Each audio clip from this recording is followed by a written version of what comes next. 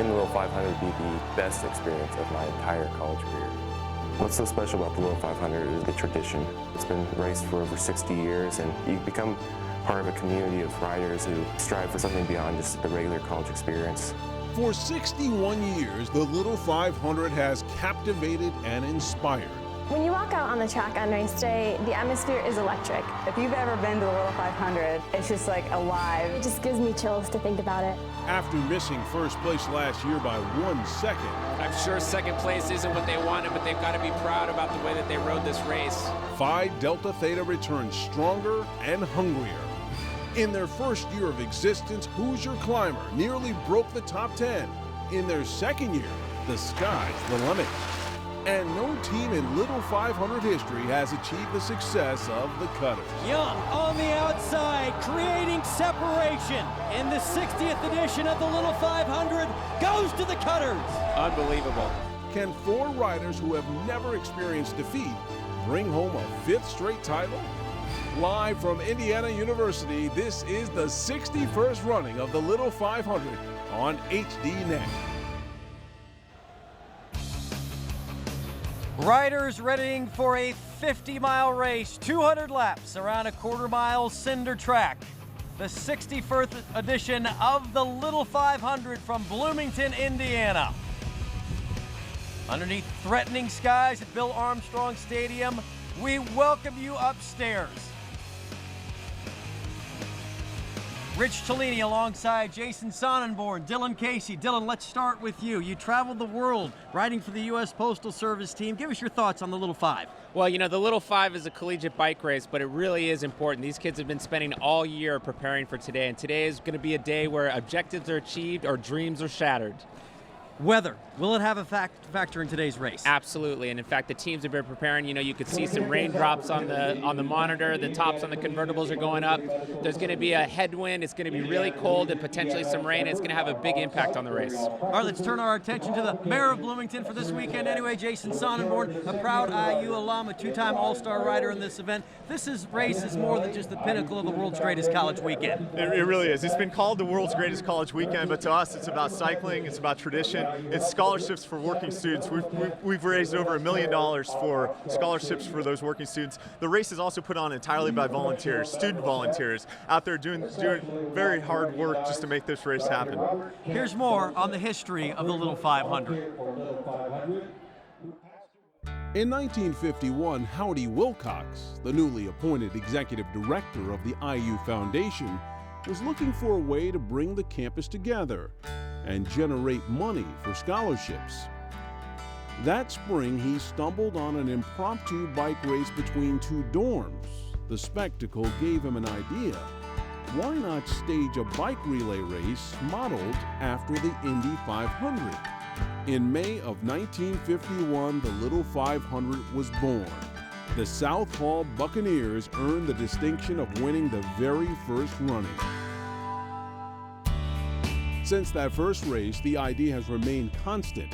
33 teams, 200 laps, identical bikes, all on a cinder track. In 1955, the women got their own race of sorts. It was a tricycle race called the Mini 500. Ladies sported the trikes until 1988, when they got their own Little 5 race. 61 years ago, Howdy Wilcox never could have imagined how many lives his idea would touch. Since that day, more than $1.5 million has been awarded in the form of scholarships. All right, gentlemen, time to turn our attention to today's race. We do have a dominant team in the field in the Cutters. Yeah, absolutely. You know, they have the tradition of winning for the last couple of years. They have a really deep team. It's going to be up to them to take responsibility from the very beginning if they want to win today. However, Jay, it's not just a one-horse race.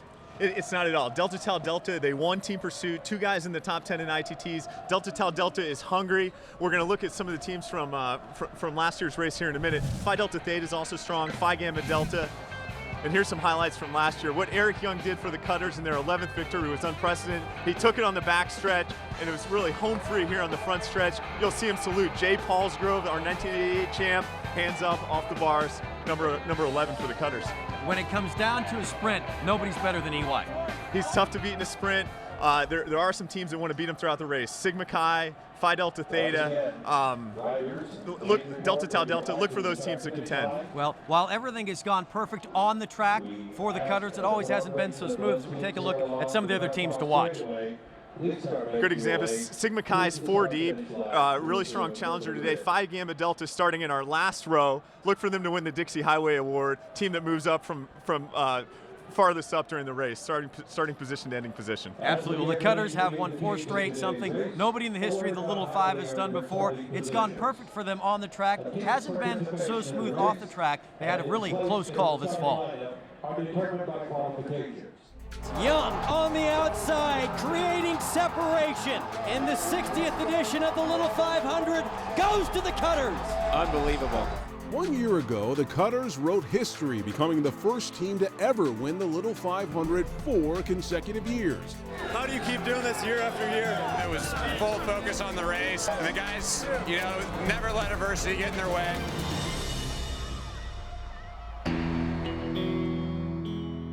Everything seemed to be going their way until one rainy October day during a routine ride along Indiana Route 446. The unthinkable occurred. We were coming into a left-hand turn, and they were just going too fast, and I think they saw us, panicked a little bit, hit the brakes, and they just slid all the way through us and hit the guardrail behind us and went off the road. In a flash, 3 out of the 4 riders were taken out by a car sliding out of control. What happened is kind of like slow motion. It's kind of like, whoa, is this really happening? Luckily, the lady behind us was an EMT actually, so she was able to kind of help us out a bit. Miraculously, everyone was okay for the most part, except for 19-year-old Eric Brodell, who was critically injured and required several surgeries over the next several weeks. It definitely took about a month for any of us to get back to normal. Psychologically, it was a little hard to right away get back on the bike. Really, for what happened, I think it was the best case scenario. Obviously nobody died and everyone's back on their bikes, so it's really all you can ask for at this point. With everyone healthy again, the Cutters are focused once again on winning their 12th Little 5 title. Seniors Eric Young and Zach Lusk hope to finish their career with a win, but are looking at the bigger picture. You really want to go out on top, but at the same time, I feel like we've left the team in good hands. Part of what makes this race so special is that you can only do it for your 4 years that you're in college.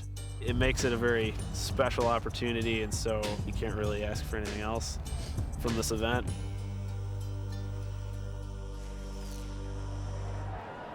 Dylan, what's the psychology of the rest of the field? The cutters have been a cut above the last 4 years, but they're not just going to give them the race, are they? No, absolutely not. And in fact, the other teams are going to have to really make this race hard from the beginning, because otherwise Cutters is just going to follow the wheels and wait for the finish. So it's really going to be up to them to make this race hard. Jay, I know a team you like who thinks you can maybe be able to put a little pressure on the Cutters, the Phi Delta. It's really the fraternities against the independent team today. Really, and the fraternities are hungry. You've got Sigma Chi, you've got Delta Tau Delta, you've also got Phi Delta Theta. They've overcome a little adversity themselves. Chris West is riding with a broken wrist, so he's overcoming adversity. Steve Sharp finishing 6th in ITTs. But look for Phi Delta Theta to look for their 4th win today. They've already won 3 in this race. Yeah, they're certainly getting a lot of attention, and here are Phi Delta. Because of their team balance, Phi Delta Theta has always been one of the strongest Greek teams in the Little 500. I think we work really well as a team, and I think that's something that's really important. We each push each other harder, and we take off each other's strengths, so overall we become a really deep team. Our strength is our depth. A lot of teams have maybe 3, 4, 5 guys that'll go out on training rides. But with our team, when we go down to Florida to train over winter break, we took 10 guys, and it's like riding with your own mini peloton. Well, I think other places will have one really good guy, and they will just work to fill the gaps. Here, we all ride year-round, and it's a passion as well as, an event to compete in. But being the best Greek team isn't enough for Phi Delta. After finishing 2nd behind the Cutters last year, they know that all eyes will be on them. We'll definitely be a team that other teams are looking at to see what we're doing on race day, see when we're exchanging, when we're doing burnouts, when we're going to the front of the pack. People will definitely be watching us. It's all about being confident and knowing what you and your team have the ability to do. And I think we know what we can do. We just have to go out there and do it. And there they are, walking around the track in the introductory lap. We have the three of us upstairs, the fourth member of our broadcast team. Down on the field, one of the all-time great riders in the history of the Little 500. Here's Hans Andersen with the Cutters, Eric Young. Eric, you guys have won the past 4 years in a row. You've won the sprint the past 2 years. The target's obviously on your back. What is going to be your strategy going into today? We've got a pretty strong team this year. We have 2 new guys with Zach and I returning. The weather looks pretty good for us. We're pretty excited about it. It's not too nice. There's a pretty good little headwind on it on the backstretch, so that'll be nice. Hopefully it'll make the race hard. We're gonna have some fun. We're gonna, leave it all on the track, and yeah, we're gonna see how aggressive the other teams are. Hopefully everybody's out here to work hard. So, I heard you might be taking the first lap, coming around in the first turn, even though you qualified in the second position, that you want to lead out that first lap and make this a fast race. Is that right? Yeah. I mean, it's always good early on. As I'm sure you know, it can be dangerous early on. So, we're going to get out in front early and stay up there and stay safe. And yeah, hopefully keep the pace fast. And hopefully the other teams will help keep it that way. In 2008, it got kind of broken up with similar conditions like this. It was colder and windy. Do you think you guys can do a strategy like that before the end of the race with 30 laps to go and try to get away from everyone? Yeah, it depends. Depends on how the weather plays out and how the other teams, really race their race. If it all works out, we'd love to. I mean, it's always fun to be aggressive and really leave it on the track. So that's definitely an option. Thanks, Eric. Good luck. Thank you. Biology and neuroscience, he's pretty serious about the books too. He is serious about the books. He's learned a lot about teamwork and also leadership through Little 500. In 2008, Eric came in. He was a 5th man on the team. He wasn't even able to ride. He was a Category 5 road cyclist, never ridden before. Now he's leading a team that's won the last 4 years in a row, and he's been on the bike the last 2 of those. So he's really come a long way. See him kind of leading the team and helping out those younger riders right now. Well, and with that, they certainly become the team with the mark on their back. The Cutters prohibitive favorites, but there's 32 other teams trying to capture the 61st running of the Little 500. Back to Bloomington with more.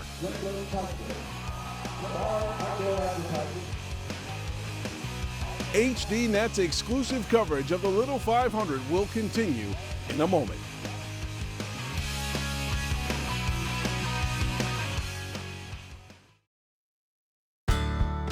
The Indiana University Student Foundation would like to thank the following sponsors for their support of the Little 500 and the IUSF's mission of providing scholarships and leadership opportunities for Indiana University students.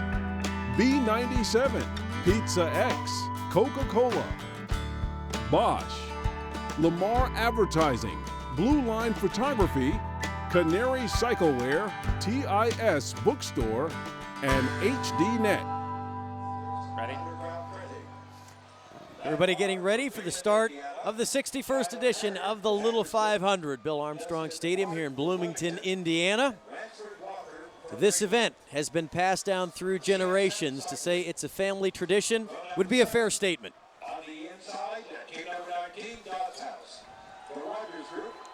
All Little 500 riders face a tremendous amount of pressure, but because of their family history, no riders feel the type of pressure that Sean and Lindsay Ziemba do. My oldest sister, Lauren Ziemba, rode for Kappa Delta in 2002 to 2006. And Lauren came this close to winning her senior year. Here comes Ziemba for Kappa Delta on the outside and Sap on the inside. Can Ziemba come around? Oh! Kappa has won the women's Little 5. My brother, Steve Ziemba, rode for Alpha Tau Omega 2006 to 2009. Steve got first place his freshman year. That crowd just stormed onto the field. It was just like surreal. I was in the crowd's front row with my family watching, and it was absolutely amazing. The crowds, the weather, the race, everything was just it pretty much blew my mind. I was like, wow, I really want to do this now. I wanted to be out there. I couldn't wait to go to college and come here and do it myself. I've always wanted to race in the Little 500. I've been dreaming about it all through high school, all through middle school, and now my time has finally come. I am currently a freshman rookie rider of Team Emanon with my first race. My team, Emanon, is looking very strong this year. We put up some pretty impressive times and sprints, and I believe we are a top contender for this year. Don't faint like I did. Currently, my sister is a junior of Kappa Delta. She's the captain, and the best they place is 3rd place. Though they all root for each other, the pressure to match their older siblings' accomplishments is very high. It's such a big deal to me because everyone in my family has had great success in this race, and so I feel like I needed to have great success. It's kind of like a sibling competitiveness. Under my brother, he's pretty much one of my idols. Winning his rookie year, he won rookie rider, he won 1st place. I realized how much pressure and how much training it actually takes to be in this race, that it's much more intense than I thought it would actually be. This is such a huge event in my life, and it's been a huge event in all my brothers and sisters' lives, that it's such a big, the greatest college weekend, that they come down and watch me race against 33 other teams. It's the coolest thing I've ever seen.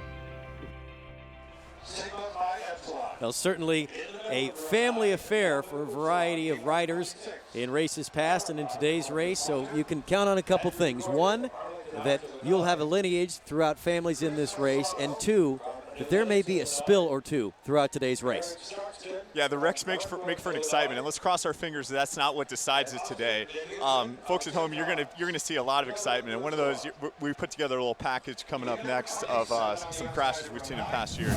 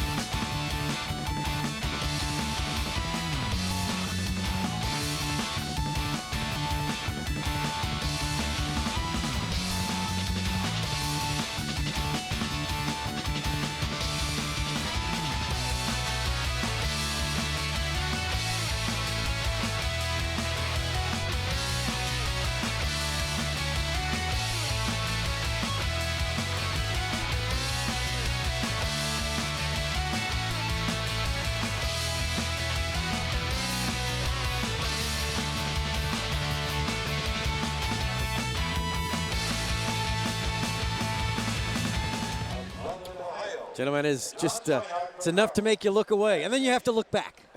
Yeah, it's definitely, crashes play a significant role in the race, both from a spectator's perspective, but it also actually impacts the race itself for the teams. One thing worth noting, just because you do end up in the middle of a crash does not mean you're out of it with regard to winning a race. Yeah, absolutely not. It's interesting, but this is 200 laps, quarter mile. Comes up to 50 miles, 4 riders for each team. They have to do a change or exchange the bike or the rider at least 10 times throughout the race. They're doing 10 exchanges on the old track. That was a lot more bigger deal than it is today. The 10 exchanges were hard for them. We moved to Bill Armstrong Stadium in 1981. Since then, 10 exchanges isn't that difficult for them. You're taking a look at their pits. They must do those exchanges within their pits. You'll see 2 types of exchanges, rider exchanges and also bike exchanges. All the teams, they only have 2 bikes, a little bit of a challenge for the teams. They balance out and compromise on seat height. And that can be a tricky component of the race, and if you don't do things that are within the rules, you do end up getting penalized. Certainly, penalties for a number of reasons. Things like creeping, riding in the gutter, not obeying a yellow is actually the penalty creeping that they could get. They'll serve that in the penalty box just on the other side of the start-finish line. I asked the question. I don't believe we have any key pre-race penalties coming in. So everybody, did their work pre-season and was at the track doing their training sessions. Then we talked about whether or not the weather would impact this race. You think it will have a bit of an impact, and there's a look at the radar where we are right now. Yeah, definitely. The teams are going to be paying attention to this as well, because as soon as the rain actually does hit, it's going to have a big impact on the race. So the riders are going to want to make sure they're at the front. And some of the teams may choose that opportunity to really take advantage of the fact that it starts raining. A season ago, we had a lightning delay, and so about halfway through 100 laps in, the Cutters won both heats of that event, the first part, and then they got a little break, and then they come back for the second part with that. But we will race through rain, but when lightning gets, if it does come up, within 8 miles, then that's why the race gets stopped. Last year was certainly exciting, Rich. We'd never seen anything like it. We really thought at lap 100 the race could be called. So you saw the Cutters racing for that lap 100, trying to be on front. The race was stopped. Fortunately, we were able to get all 200 laps of the race in, and the teams came back out later when the lightning died away, as Rich mentioned, and we were able to finish. Cutters taking the victory. They'll do anything they can to get the race completed. You think about how much time, how much effort, all the energy you put in training for this for a year. Nobody wants to end up with a shortened race. No, absolutely not. And the crowd certainly doesn't want to have to shorten the race either. They've put a lot of effort and energy into coming out here. And of course, we can see some of the dedication of the fans, given that it's 40 degrees, slightly raining.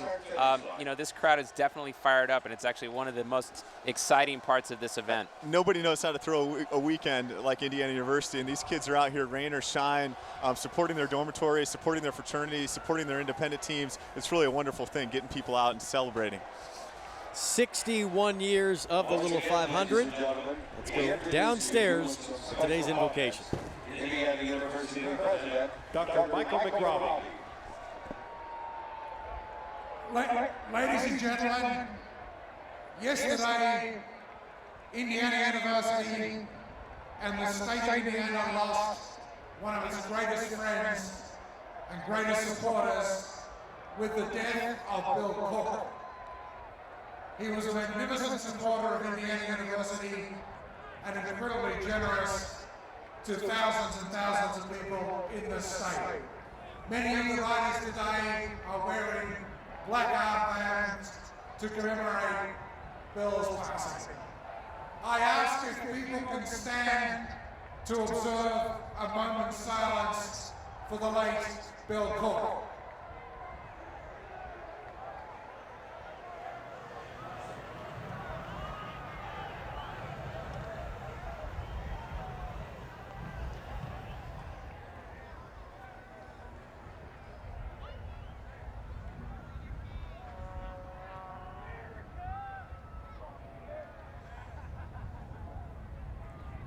Thank you very much. Please join the IU Student Foundation in welcoming the Reverend Father Bob Keller from the St. Paul's Student Catholic Center for today's invocation. I ask us to take a moment of silence for prayer.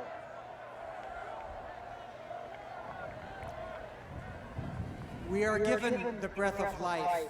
It does not come on our own. We are grateful for that breath, and we praise you for our strength.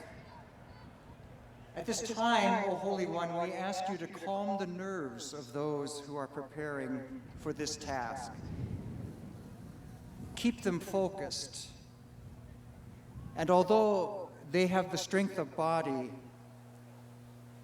and of alloy and rubber in those bicycles, it is the strength of heart that will take them through this quest. May each one here show the honor of a true competitor in their perseverance, in their sportsmanlike conduct with one another, and in the joy of the pursuit of excellence. Each team will add to the legacy of this Little 500. So we turn to you, O source of all that is good, and make us people, make these men people of integrity after this race in everything that we say and do, that our lives, now and beyond this race, will be measures of human gratitude and humble service for every blessing that has been given to us. In your name we pray. Amen. Presenting your colors today, the Pershing Rifles Color Guard from Indiana University's ROTC program. IU's Pershing Rifles is a competitive drill and honor squad that consistently receives high marks in national competition. Please join our riders and coaches in celebrating America's freedom, those who now protect it, and to honor those who have made the ultimate sacrifice. It's our privilege to introduce to you Casey Jamerson. Casey is a Nashville recording artist and Indiana University alumnus. Please rise, remove your caps and hats as Casey Jamerson presents our national anthem.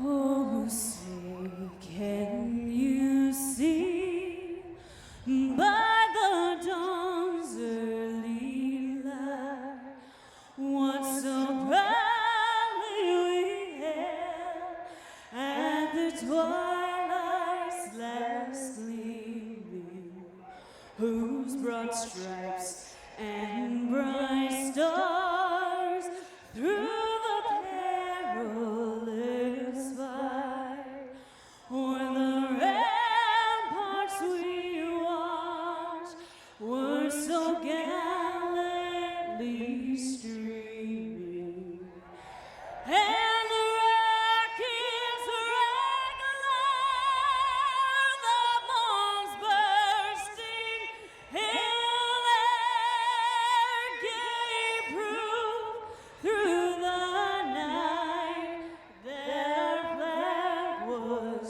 still there.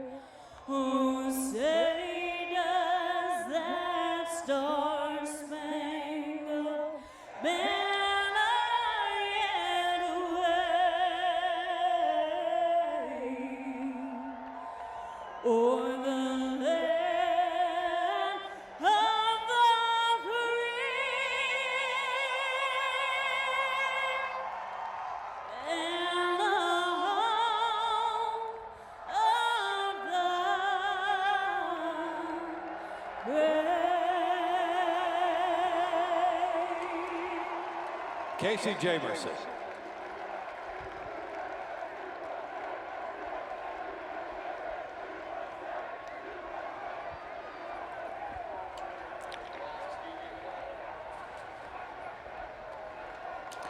With the riders coming onto the track to their bicycles and assuming the starting grid, we get ready for racing.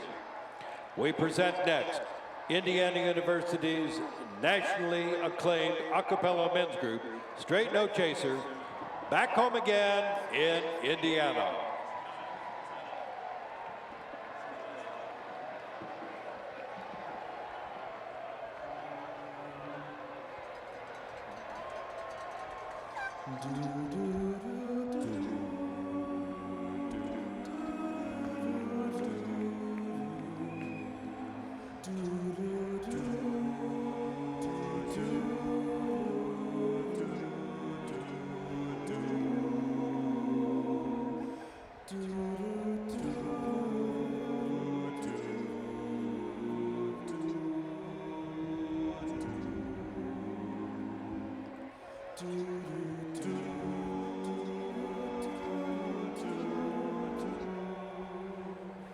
Back home again in Indiana, and it seems that I can see the gleaming candlelight still shining bright through the sycamores for me.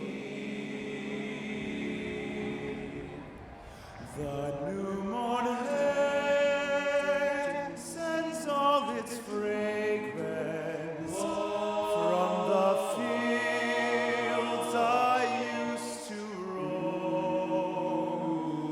When I dream about the moonlight on the Wabash, then I long for my Indiana home. back home again in Indiana, and it seems that I can see the gleaming candlelight still shine through the sycamores for me.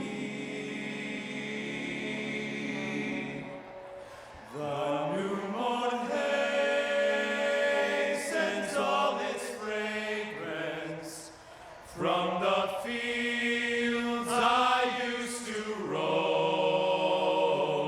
When I dream about the Wabash,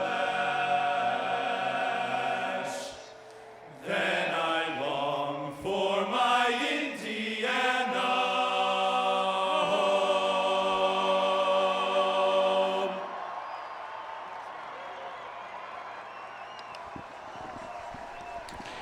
If you are in the infield and not wearing official credentials as a participant or official, please move to the stands or spectator areas. Only properly accredited personnel are permitted in the infield.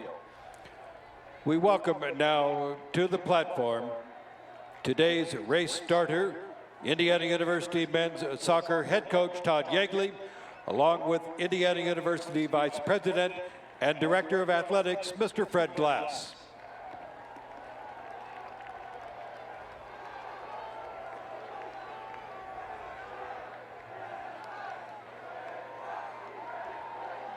Gentlemen, ride smart, keep your head up, good luck, and Godspeed. Now, the words we've been all waiting to hear. Gentlemen, mount your Schwinn bicycles.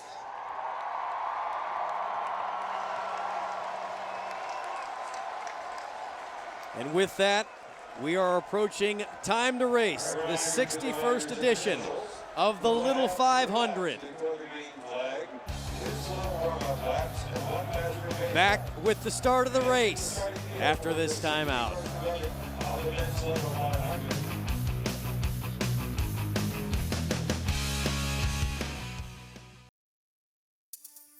You hear all the stories, but you don't really experience it until race day. To watch this university rally around such a simple event is just truly amazing.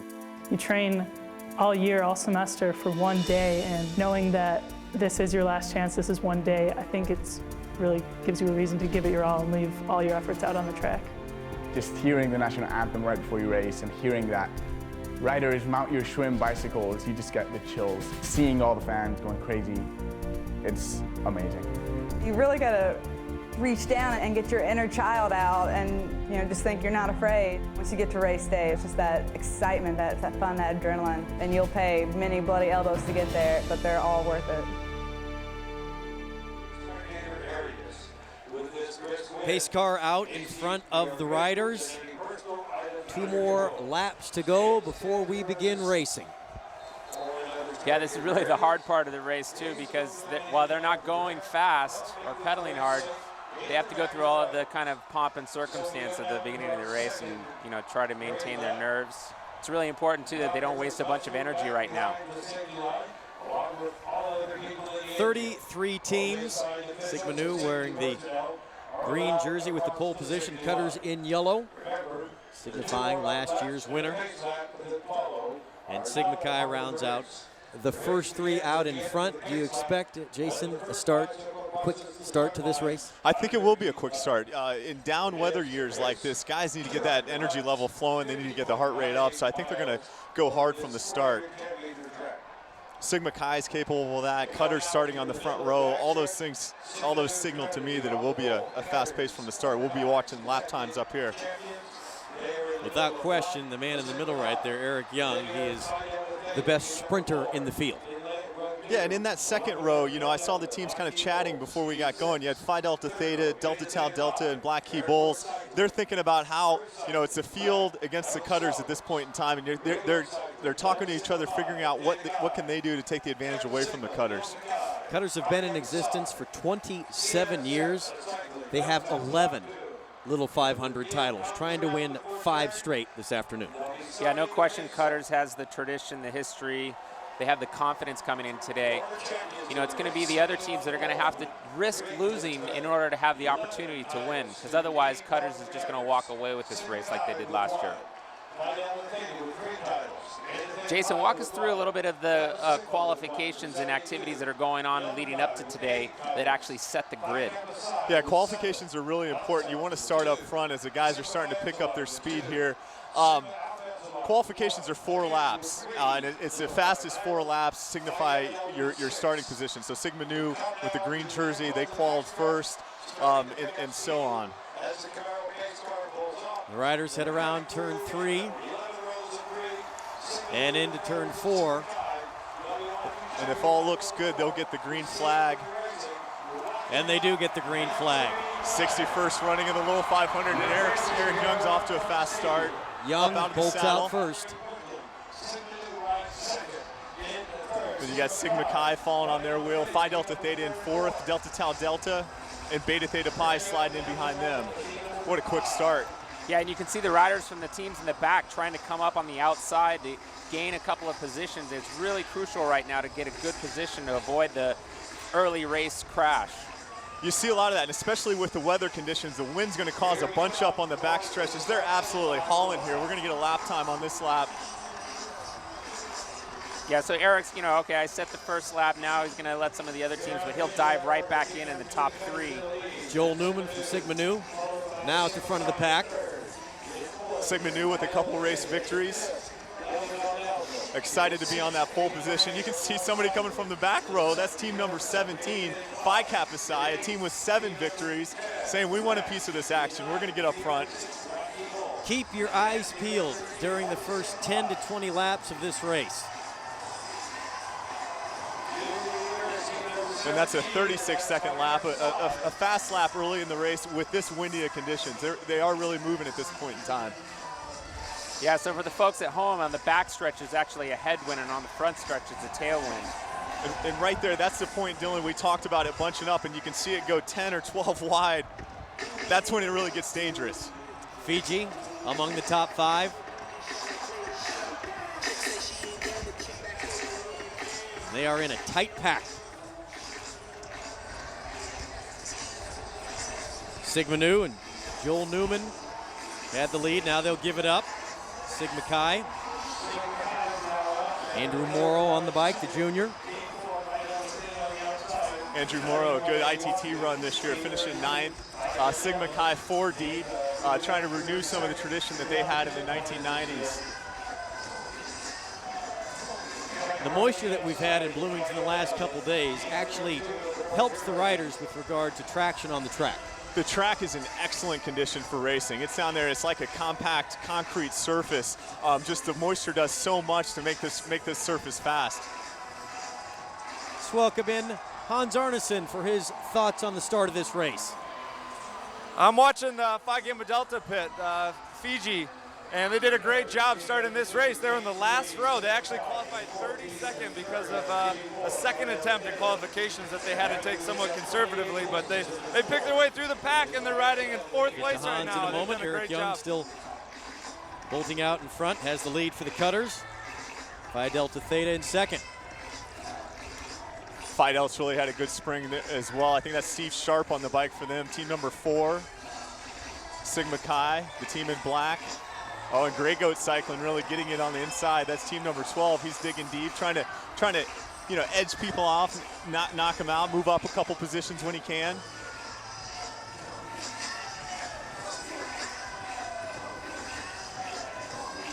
Everybody looks good. We haven't seen a wreck so far. Very safe race to start it out. And now a block of riders from the back of the pack making a move around the outside. An interesting dynamic that's happening right now because of the pace. It's early in the race. If you're not moving forward, you're moving backwards. So what you're going to see is that riders are continually jockeying for position, continually trying to come up on the outside and advance to a couple of positions and stay up at the front of the race. And of course, there we have our first crash. Luckily, only one team went down there. Dylan, you're absolutely right. Either you're picking them off on the inside, when you're coming around the outside, a little bit of geometry. It's not the shortest distance to the point, right? So it's a little bit longer. Let's look at that wreck again. Yeah, it looks like he overlapped wheels and was starting to move in, and of course, you know, when the wheels get tangled up, he just fell over. But you know, nobody else went down. We didn't get a yellow flag. Starting to see a couple of teams. Oh, there we go. So folks at home and future riders, what happens is, you know, when you're behind and that front wheel rubs, that's the guy that normally goes down. So you don't want that front wheel to rub. Well, the other thing too is they don't have handbrakes to modulate their speed, right? And while they do have a coaster brake, you actually have to pedal backwards. There's a little bit of a delay there. And in that particular case, you know, he just couldn't slow down in time and crashed. You're starting to see the teams do some exchanges. See some exchanges on the back stretch. You see Black Key Bulls really stringing it out. That's Jordan Bailey on the bike for them. Sigma Chi with the tough pull through. Followed by the Cutters. No, that's right, Dylan. I mean, that's one of the things that makes this race so unique. No handbrakes, riding a 46x18 gear with a coaster brake. Right. So you're right. So that increases kind of the bike handling that goes into it in those wreck situations where you might get a little bit of a rub. Yeah, and what's different about this relative to track cycling, which is where you use a fixed gear, is that you can actually modulate your speed a lot easier. Whereas with these bikes and the coaster brakes, it's really hard. I can see a Sigma Nu rider out looking for an exchange. That's our pole team there on the outside. He doesn't have a big gap, but he is going to come in off the front. Joel Newman will hand it off to his brother John Newman, so the senior to the sophomore. You know, and to execute the exchange perfectly, you want to put your teammate right in at the back of the peloton or the bunch as they come by so that you don't have to exert a bunch of extra effort. And that was quite good. That was a good set for the Newmans there. You can see why they qualified first, you know, coming right back in on the back of the pack right now. Jason, you broadcast this race now for a decade. In your memory, what team came away with either a victory or a top three finish that was a big surprise because they didn't come in with a very good qualifying time? Whew. You're picking my brain right now. I'm going to get back to you on that, Rich. I was just wondering if anybody jumped out to you. Well, we've had a couple winners that we didn't expect. Corleone's in 2002, Gafambi in 2003, independent teams that came from fraternities that kind of really hopped up on us. Dodds win in 2005. That was really tremendous.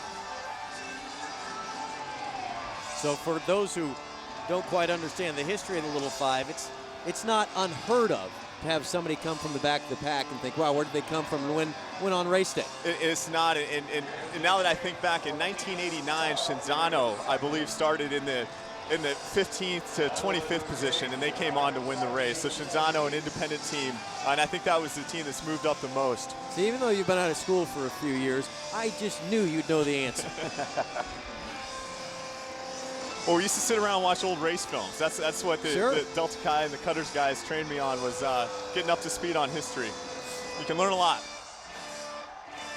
And some things don't change, and that's the great thing about this. 61 years, they're still riding the same gear, the same bikes. It's still the concept that Howdy Wilcox started in 1951. Beta Theta Pi with an exchange.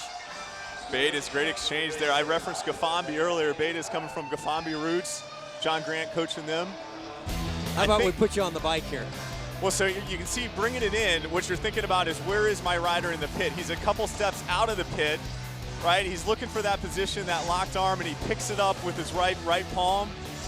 You see the guy getting off. When you're getting off, you're just trying to stay up. Now his hands are up and he's out of the way. Now, rider coming in, he's picking his teammate out and he's setting up. Right arm's out, starts to coast. Right now the rider's running, grabs it in his right arm, couple steps, and that leap of faith, Dylan. And the leap of faith, it's got to go well for you. In the old days, what they did was they stepped on the pedals first. Now you see the guys just kind of no holds barred, jump right up. Sometimes it doesn't work, and when you see sunshine, that's not a good thing.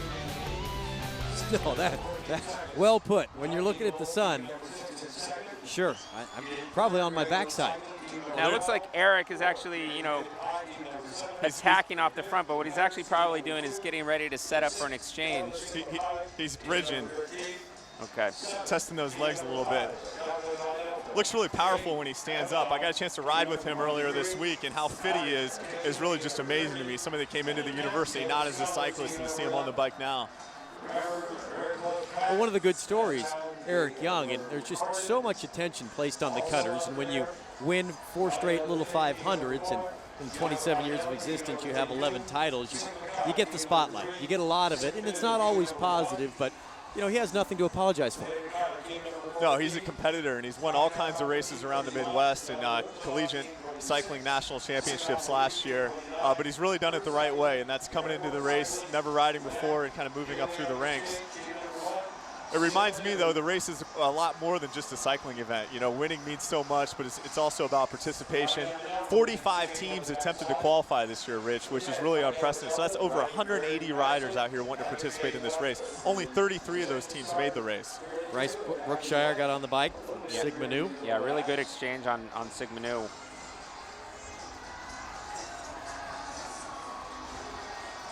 You can see Black Key Bulls, the team in gray on the outside there. I think they were pegged by Delta Chi. That's Kappa Sigma coming in for an exchange. They're in one of those early pits, and those early pits are difficult to have because you don't have a straightaway to get a gap and bring an exchange into. You're bringing an exchange out of a turn. And through the years, Jason, hasn't there been a little bit of a change in the thought process of where the best pit is? Well, there has been, and there's two schools of thought. Some coaches like to be close to the penalty box, which is by the start-finish line. Other coaches like to be at the end of a straightaway, which gives you a lot of room to kind of run down that straightaway and do your exchange. You see the cutter sitting right on Cru Cycling's wheel, trailed by Grey Goat Cycling. You see some of the rest of the pack. Dylan, tell us a little bit about what you're thinking about when you're in the middle of the pack. You can see some guys trying to catch up there. What's going through their head? Well, you know, I mean, obviously, sitting in the middle, you get to save energy because you're drafting, but also you're in a really precarious situation because you don't have a lot of room to maneuver. You don't have the opportunity to chase or follow an attack.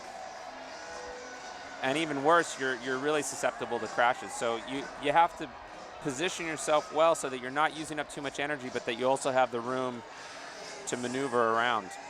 Oh, this is great. You see some of our teams starting in the same row, really punching it right now. That's Black Key Bulls, Jordan Bailey stepping off his first set. Good exchange for them as Beta Theta Pi goes ahead on the inside. They've got a little gap. Well, a great exchange by Black Key Bulls. He put his teammate back in front of the group before they even came by, so he barely had to use any energy to get back in there. Stephen Miss on the bike now for Black Key Bulls. Some teams are not exchanged yet, but we're about to see one of those. Yeah, things are getting really exciting as multiple teams are doing exchanges and actually hitting each other. No, we have another crash. Oh, and you can see some wreckage. And here you just got to grab that bike, get up and go. If the bike's rideable, you've got to go off as you see somebody unfortunately injured. The rider's still down near turn 3, and that'll get us a yellow flag. Great showing of camaraderie right there. That Delta Sigma Pi rider, he's not worried about his team, but he's really kind of worried about his fellow participant. Or he could be giving him some feedback. Or he could be. I think it's... Caution flag out. Jungle Express injured rider. Dustin Malloy, senior legal studies major from Indianapolis. See if we can see what happened. Yeah, you could see he overlapped wheels and just wasn't able to slow down. And it just creates a chain reaction from there. Dustin being tended to. Unfortunately, the most common injury from bike race crashes are broken collarbones. I have a couple of myself. I've got one from mountain biking. They stay with you for life. Yeah, unfortunately, it's when the riders crash or when you crash, you tend to land on your shoulder, and that's the first thing that goes.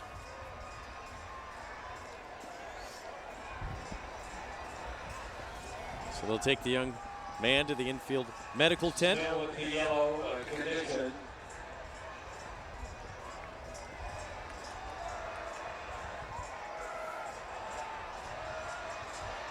So with the yellow flag out, one of the key things that all the officials keep track of, the fact that you can't advance under a yellow. That's right. And the leaders set the position right now. So you can see Beta Theta Pi is on the lead. They're not allowed to move up at this point. And so every other team out there will not increase their position to Beta Theta Pi, the team in pink. Yeah, that's right, Jason. You mentioned earlier that you can get a penalty for creeping, and that's what happens if you actually try to creep up into that gap while there's a yellow. And we're starting to see some rain come down. That's going to have an impact. Beta Theta Pi really riding aggressively right now. What you're looking at home is the kind of pack fodder trying to catch up to Beta Theta Pi, but they're just drilling it from the front, heads down. Teams are forced to chase. Well, and this is what I mean. The other teams are really going to have to put it to the cutters. Otherwise, they're not going to have the opportunity. So then they have to do it early. They can't wait too late. Beta Theta Pi with an exchange. Cutters still have yet to exchange. Andrew Ramus on the bike for Beta Theta Pi. So one of the things that we're seeing is that the rider, when the rider that's on the track is going to come in and do an exchange, will actually try to accelerate in front of the bunch to kind of give their teammate a little bit of breathing room when they jump back in, and that's what we saw with Andrew here with Beta Theta Pi. But every once in a while, and then what happens as a result of that, the rest of the bunch will kind of let that rider go because it's like, oh, okay, they're just doing an exchange. But every once in a while, you'll see them do a fakie where they'll leap in front of the bunch to try to pretend like they're going to do an exchange, but then actually really drill it. And there's something to the kind of the exchange strategy that goes on. Teams lose a little position every time they do that exchange, but they're also picking up a fresh rider, so they have to think about when to do an exchange kind of in relation to the other teams on their lap. Sigma Chi is going to come in for an exchange, and they lost a little bit of ground on the backside. So we check out the pack. Rider went down before getting back up, and the pack is separated a bit from Sigma Chi, who started in row 1. There's Sigma Chi. You can see Sigma Nu on the front, Delta Tau Delta in red. That's our winner of Team Pursuit, a very balanced team led by RJ Stewart. That's Phi Kappa Psi coming in for an exchange. Good one. You see him picking it up aggressively. Bam, coming right into that pack.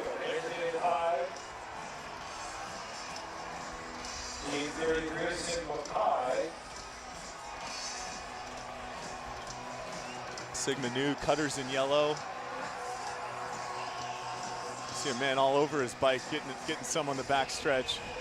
A little touch, and that's a bike exchange. So they're different seat heights, and that's why you see them not sharing a bike.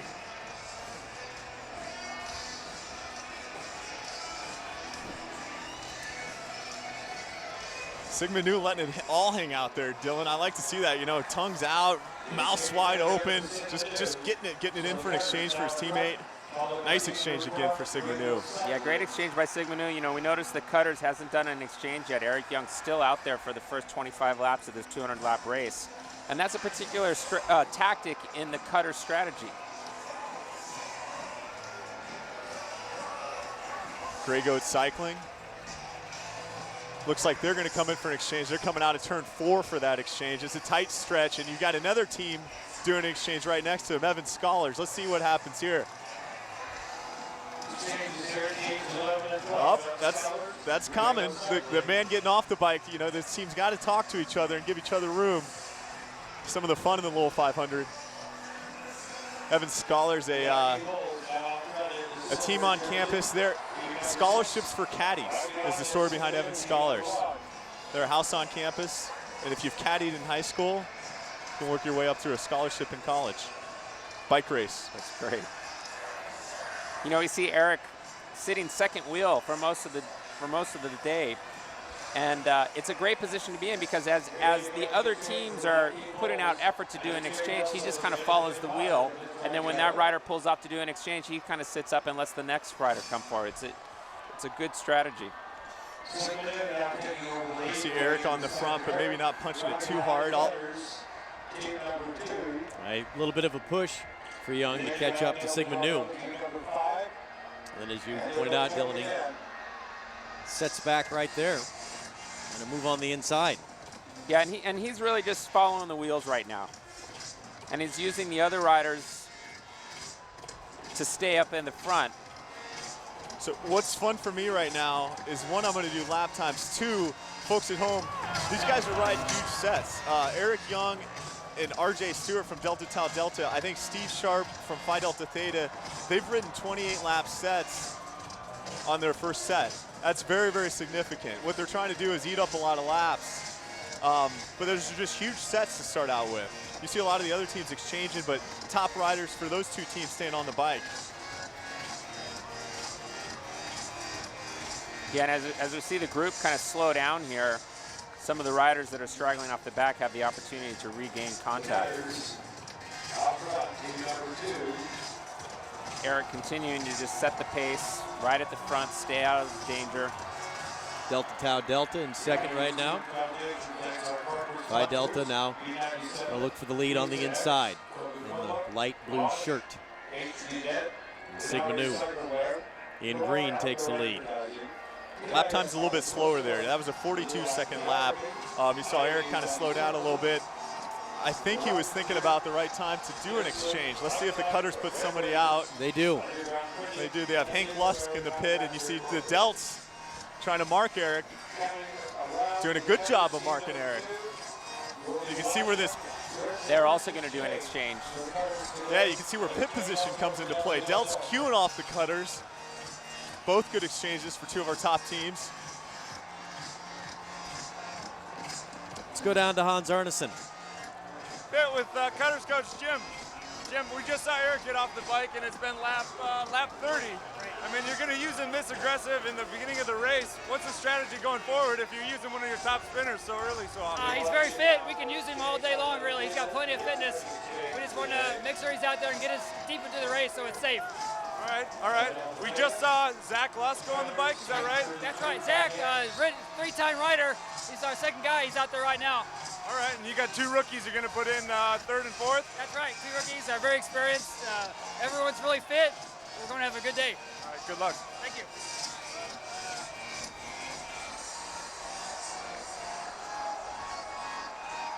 You can see Zach Lusk, known as Hank, on the bike for the Cutters. He's got 2 championships under his belt, but he's still hungry. I tell you what, he's been the 3 or 4 rider for the Cutters the last 2 years. Now he's up to 2. He told me earlier this week he's hungry. He feels like he has something to prove in this race. Well, he certainly gets some bonus points for style of the shoes. Oh, and you saw, we didn't get that, but Sigma Nu actually went down on their exchange. Sigma Nu with the box exchange, but the pace isn't too fast, so they should be able to catch on. Sigma Nu on the back stretch as we kind of... Yeah, here at Sigma Nu on the left side of the screen, right here trying to make an exchange.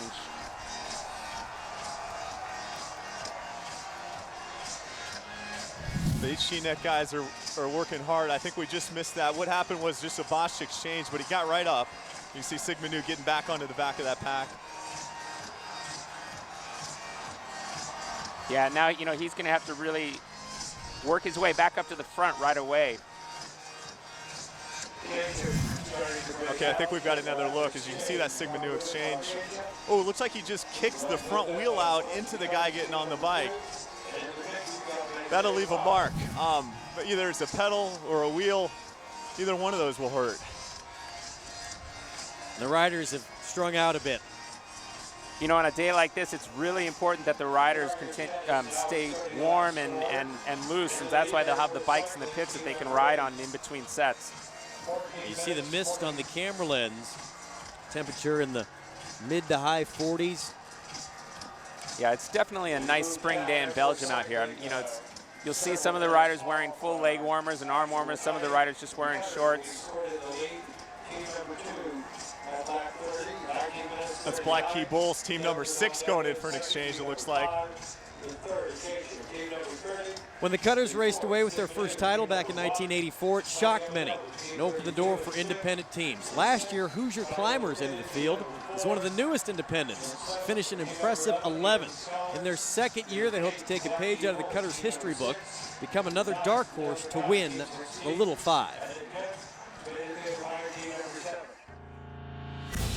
In their inaugural year, Hoosier Climber hoped to crack the top 10. They fell just one spot shy, but with 1 year under their belt, it's top 5 or bust. We were able to evaluate how we did last year coming into this year, and we know that we're better, so we know we can have higher expectations. In the Little 500, most teams have generations of experience to pull from. That makes the learning curve pretty steep for riders trying to build new programs. Good luck to you, sir. Good luck to you. I will need it. It's hard. You come out here and you learn something every day. I watch the good teams and just see how they're practicing. We definitely are behind in just knowing what we need to do, but it's just harder work to try to be at that level. To get to that level, Hoosier Climber knows they'll have to eliminate the mistakes that plagued them last year, and at times this year. Case in point, just days before quals, a botched exchange in practice knocked senior Chris Wood out of contention. I fell and got a huge gash in my knee. They had to tweezer a bunch of the rocks out of my knee, and I had to go to the hospital and had stitches and couldn't do quals. With so many veteran teams steeped in experience, these riders know they'll face an uphill climb, but they'll forge ahead knowing they're closing in on the top. And it's a lot to go up against, but we're trying to come out here and show that if you put a team together and you work really hard and you get a good program together, you can be competitive in this race.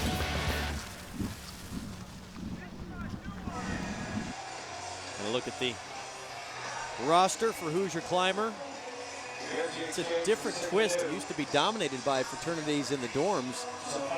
And now you see some new teams who come in and can make a little noise quickly. Yeah, you know what was interesting to me is he mentioned they watch the top teams in practice. So either you have coaches and alumni with a lot of tradition and a lot of knowledge, or else you're kind of learning from the better teams. And you can see their strategy was to watch and to learn. Christopher Wood on the bike, and now back to the front of the pack. And actually, there's a gap here. We'll see if we can get this, but you've got Beta Theta Pi off the front a little bit. I'm going to say 150 meters. Team in pink crossing the start-finish line, and the pack's closing on them. But Beta, interesting strategy. I've noticed they're riding 5-6 lap sets versus 25 lap set that the Cutters rode. Short sets and really staying off the front and staying aggressive. See, this is the point in the race where the other team should really make the Cutters chase, right? There's a rider off the front. They should all sit up and be like, you know what? This is your race. If you want to win it, you have to do all the work. We're just going to sit back. They basically have to bluff a little bit. And they just caught that, and Lusk has come on the front, and what he's trying to do is close that gap right now. And then as soon as they close that gap, one of the other riders needs to attack. And they need to do that over and over and over to try to soften up the Cutters a little bit. Cutters come in for an exchange. And this is their number 3 rider, Kevin DePasse.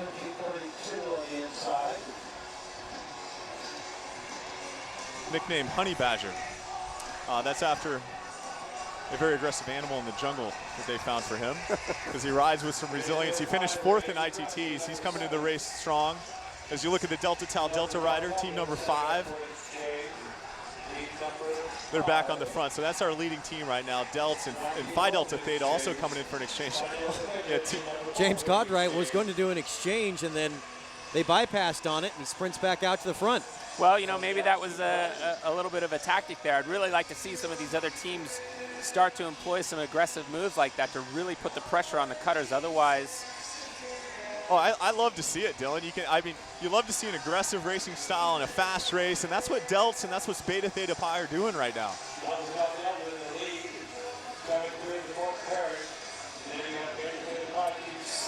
I got to imagine that some of the other teams and coaches were maybe talking about a collusion in the days leading up to today's race, given the dominance of the Cutters.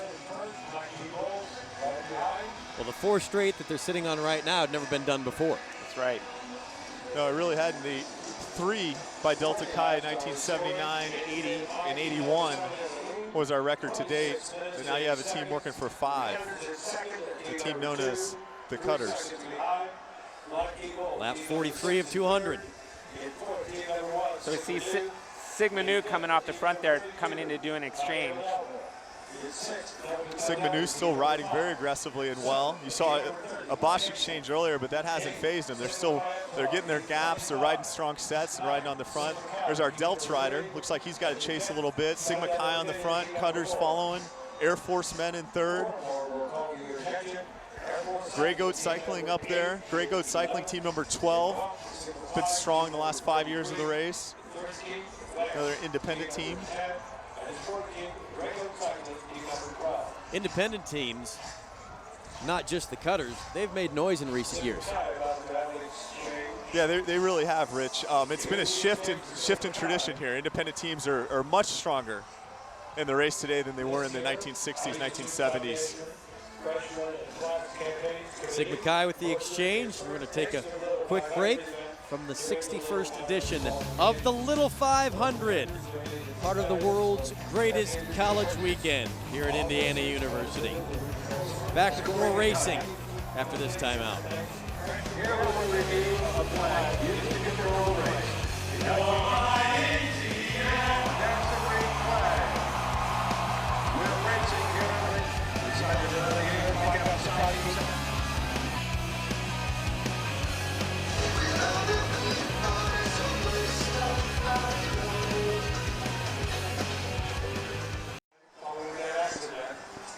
Welcome back to the 61st edition of the Little 500. Big events. When we stepped away, the cutters involved in a crash. They're about 3/4 of a lap down. And you see Phi Delta Theta knowing that the cutters are ready to be caught. Phi Delta Theta is really pushing the pace. We're going to get a chance to see what happened on the backstretch. It's Kevin DePass on the bike for the cutters, followed Black Key Bulls. Yeah. Looks like he rubbed a front wheel, went down, taking also Sigma Chi, Delta Tau Delta, Beta Theta Pi, Air Force men. A lot of our top teams going down here early. Had to break his bike, and then his teammate had to come up and actually do the handoff. So it looks like he had an unrideable bike. He was able to run it until Zach Lusk got and met him out on the track where he was. Well, he had tried to get back on the bike, but it was unrideable, and so the cutters, your 4-time defending champs, down in the race right now. That's right, Zach, and then actually Zach came in and they put Eric Young back on the bike. So Eric's on now. He's got about a 200-meter gap, actually with Sigma Chi, to avoid being lapped by Phi Delta Theta, team number 4. Phi Delta Theta riding really aggressive right now, not waiting for any help, but looking to take that lap. It's going to be tough to do that against Eric Young. Could this backfire against the Delts? No, not at this point. They've got to be as aggressive as they can. Brian Drummy, their coach, is doing the absolute right thing. He doesn't care if the group's with them or not. They're riding aggressive, and they're going to try to catch on and get with Sigma Chi and the cutters. What a race so far. What a race. And this is what it is. This is what Little 500 is. Really, anything can happen out there. Trying to stay out of trouble. You need to ride on front. The cutters were riding 3rd position there, which is good position, but just made a mistake on the bike. Yeah, a little lapse of judgment right there. You know, he overlapped wheels, wasn't able to adjust the speed, and immediately crashed. Oh, you can see Phi Delta Theta really giving it all right now.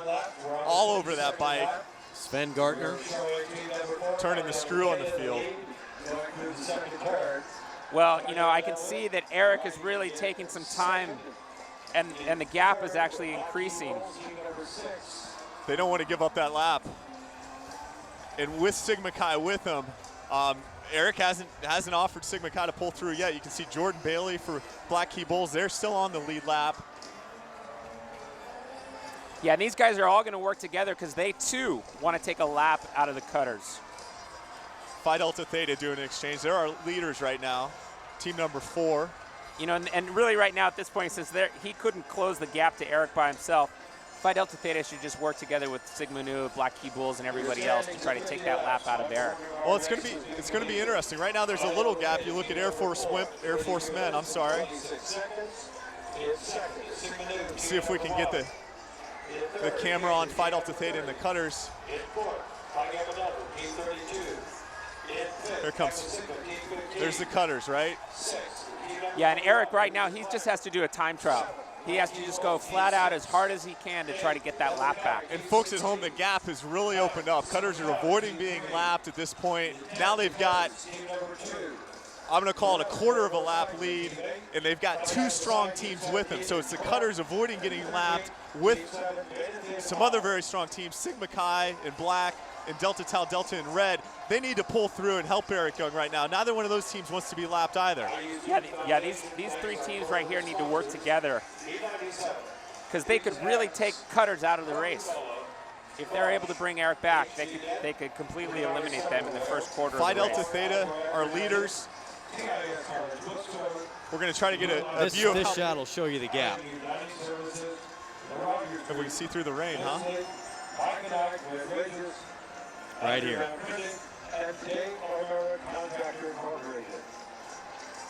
So folks at home, he's opening it up to a 1/4 Quarter lap now, fighting for being lapped. They're down 3/4 of a lap. Well, that's, and I'm speaking in terms of avoiding being lapped. Right. But they are down 3/4 of a lap. Sigma Chi, Delta Tau Delta, Gray Goat, the Cutters. Phi Delta Theta is your leader. Black Key Bulls, Air Force. I don't understand why these guys aren't working together. Phi Delta are doing all the work here. They're not quite strong enough.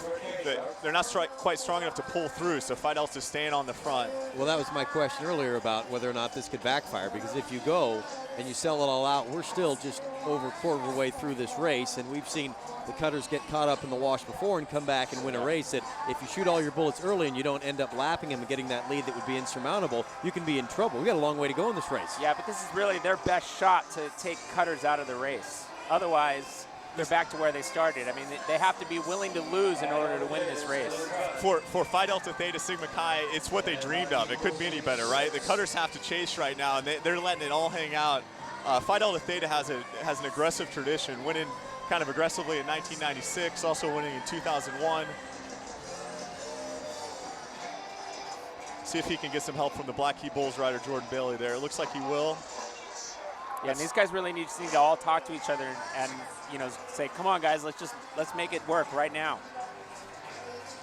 So if you're one of these teams, you really need to be working together. Phi Delta Theta coming in for an exchange, Black Key following them, doing exchanges together. That's a good strategy. That's a start if you're trying to take a lap. Yep. Work together, do those exchanges together. Christopher West back on the bike for Phi Delta Theta. Gartner off, that's for a nice turn. That's right, and they're pumped up because they know how important this opportunity is.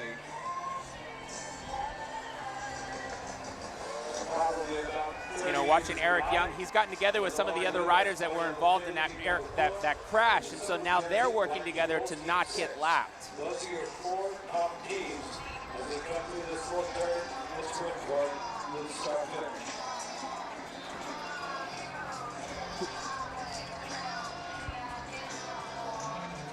Oh, you just see brutal conditions, Belgium-like conditions, as Dylan would say. Yeah, you know, the weather is continuing to get worse and worse. It's windy, it's raining, the temperature is dropping.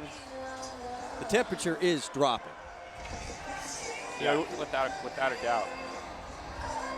You can see Sigma Nu, I believe they're close to the lead group, our pole position team.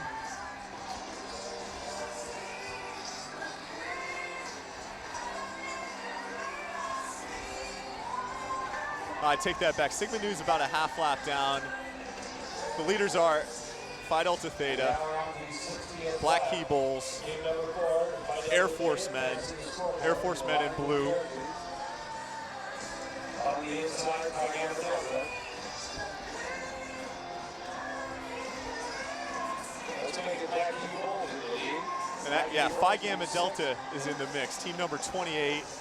I think we'll do a check and determine whether these teams with lower starting positions are on the lead lap. You can see team number 32. That is Phi Gamma Delta. So they're one of our leaders, one of our 4. Starting in the last row and now leading the race. It's amazing. Well, it just goes to show you how one event can completely have a significant impact on the race. This year's Little 500 events are more sustainable than ever. A hybrid race car, 60 laps into the race, and the group is completely shattered. There's people all over the track right now. We saw it yesterday in the women's race. One pileup really can break the whole pack apart. Yeah, it's quite a race right now. It really is. You can see Phi Delta Theta coming in for an exchange. They're still 3/4 of a lap lead up on the chasing group. They're with 3 others. I think that's Chris West getting off the bike for Phi Delta Theta. As Black Key Bulls go by, that's our leader on the track, team number 6. But what's going on behind them right now is Eric Young still on the bike for the Cutters, and he's together with Delta Tau Delta, Sigma Chi, and they're eating up laps, really avoiding being lapped, holding on to that 3/4 lap deficit that they do have as Black Key comes in for an exchange. An exchange for Black Key Bulls. Acacia on the lead lap as well. That's good to hear. Acacia, another team with a strong tradition. Phi Gamma Delta, team number 32. The elapsed time, 38 minutes, 55 seconds. You know, you see the group here with Eric from Cutters, and they're starting to slow down a little bit. And up at the top of your screen, you see the riders on the lead lap. They are picking up the pace. Yeah, and you know, the Cutters really can't sit around and wait. They're going to have to figure out a way to get that lap back, because they're about to get lapped. Yeah, the pace has slowed a little bit. Folks at home, I've gotten word of who are our leaders. Again, Black Key Bulls, Phi Delta Theta, we know that, but a couple others, Phi Gamma Delta, team number 32, and Acacia, team number 30. Well, they're seconds away from taking a lap out of the Cutters. Oh, that'd be absolutely tremendous. You can see team number 30, Acacia, just digging deep right there, trying to catch on. Black Key Bulls, Phi Delta Theta. Another look at how the Cutters, your 4-time defending champions, ended up on the verge of being lapped in the 61st edition of the Little Five.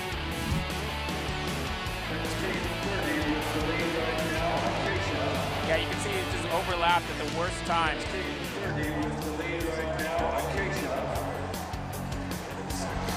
And then the carnage of getting run over by a bunch of other racers. Yeah, he completely tacoed his rear wheel. Mayhem on the infield. The teams are doing the right thing by getting back out. When we come back out of this, I want you to know that some of our favorites, Delta Tau Delta, the Cutters, Sigma Chi, they have been lapped. Phi Delta Theta, Acacia, Phi Gamma Delta have taken a lap. Black Key Bulls. See some of the riders out there already showing track trophies, a little bit of blood and some cinders embedded in these. Quarter-mile cinder track. Eric Young and the Cutters in the yellow jersey, a lap down within that pack. Well, this changes the entire race. I'm a bit surprised that teams as strong as those teams let them catch up and take that lap. Certainly they were getting that information, but the teams do have a lap now, or the group's all together. The Cutters will do an exchange.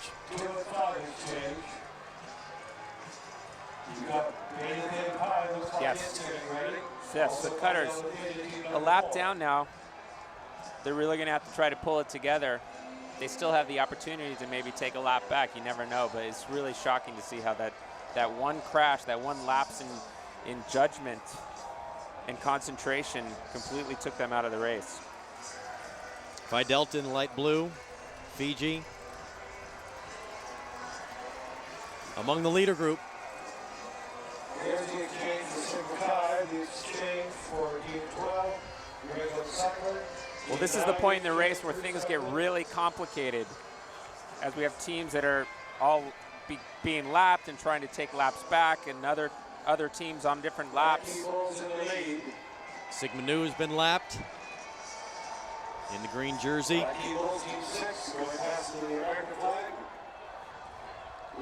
So you can see Black Key Bulls, they're our leader. It looks like. Also an exchange setting up for Phi Delta Theta, team number 4. Coming in for an exchange. Let's see how this works for Black Key Bulls. Phi Delta's also coming in for an exchange. Here's the exchange for Black Key Bulls. The exchange for Phi Delta Theta. Black Key Bulls, Phi Delta really took that opportunity and took full advantage of it. Yeah, that's exactly what you were talking about. Kind of seize the opportunity, seize the moment, and that's what they did. They dug deep and they got that lap that they so desperately needed. Fantastic performance, and they've won races before. Fiji's and ACAC have, so great performance on them by lapping the rest of the field. Certainly a surprise at this point in the race. Teams starting in the very last row, now on the lead. You can see the pace is kind of slowed. I think all the riders are a little bit kind of bewildered by what's happened. This wasn't scripted for anybody, but Phi Delta Theta is your leader on the outside, sitting next to the Cutters, a lap down, sitting next to Delta Tau Delta in red, a lap down. Yeah, you can see, as Chuck Crabb just said, you can kind of see the leaders sticking together. Phi Delta Theta, Acacia team number 30 behind them. Phi Gamma Delta on their wheel, team number 32. You asked me who came from the farthest back. You've got something really phenomenal today with Phi Gamma Delta moving from 32nd to top 4. Amazing. Last win in 1995 for Phi Gamma Delta with Jim Lohman. Looking to take one here in the 2000s. Well, things get really exciting now. Cutter's really going to have to make a race in order to get that lap back. Yeah, they've got to react, and you can see Kevin's got some of those cinder scars on his jersey from that wreck.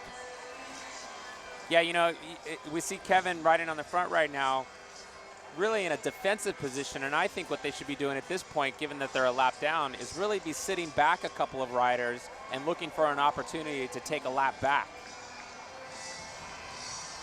Yeah, you're absolutely right, Dylan. You know in bike racing as well as I do, you start that attack from a couple deep, 3, 4, 5 deep, and then you got to roll with it. So any of these teams that lost a lap there, that's the only way they can get it back, that aggressive kind of attack. Black Key Bulls leading the pack. Black Key Bulls, an interesting story. They were founded from another school in Indiana, Ball State.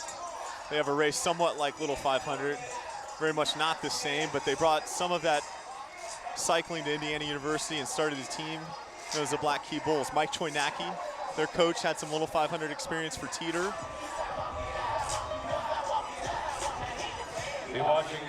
You know, I think the Cutters should consider collaborating with one of the other teams that's also a lap down and doing what we call the two-man attack, and where they actually attack at the same time and work together, because right now, if they don't do something interesting, they're just out of the race.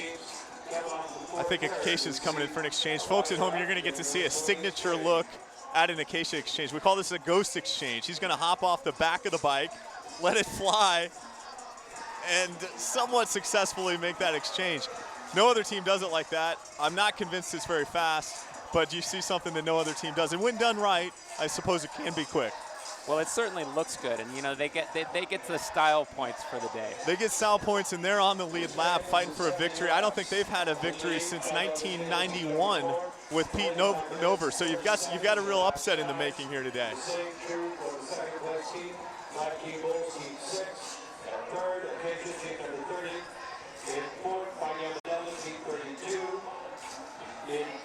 So it looks like we only have 4 teams on the lead lap together right now. Phi Delta Theta, Black Key Bulls, Acacia, and Phi Gamma Delta. I don't think we could have predicted that at this point in the race we'd only have 4 teams on the lead lap, 2 of which came from the very back of the grid. Yeah, it's great. It's really been fun racing. And that is what makes it enjoyable, is the unknown and the unexpected. And we certainly have that right here today. Cutter's coming in for another exchange. Oh, and this kind of mayhem there on the front stretch. You got 3 teams doing rider exchanges. None of them extremely quick, but good exchanges, complete exchanges. You see Kevin getting off the bike for the Cutters and Black Key Bulls. Great set, one of our leaders.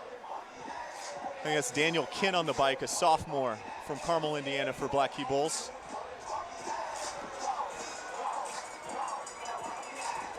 Black Key chasing a little bit. Phi Delta Theta, your leader.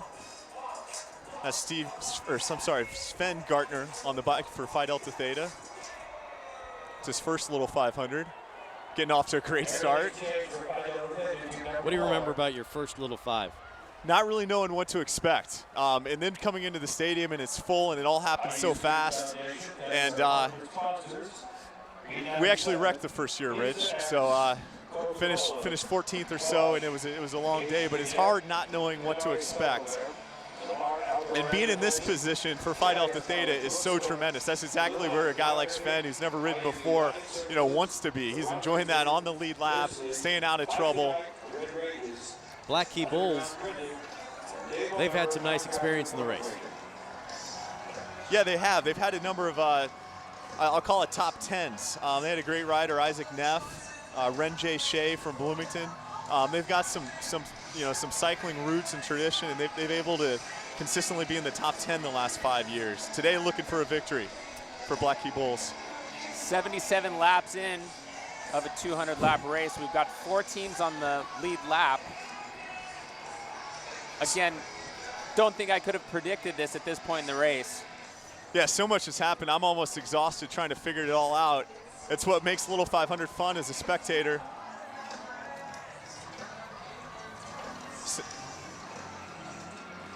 Downstairs to Hans Arneson. I'm in the Phi Delta Theta pit with assistant coach Josh Beatty.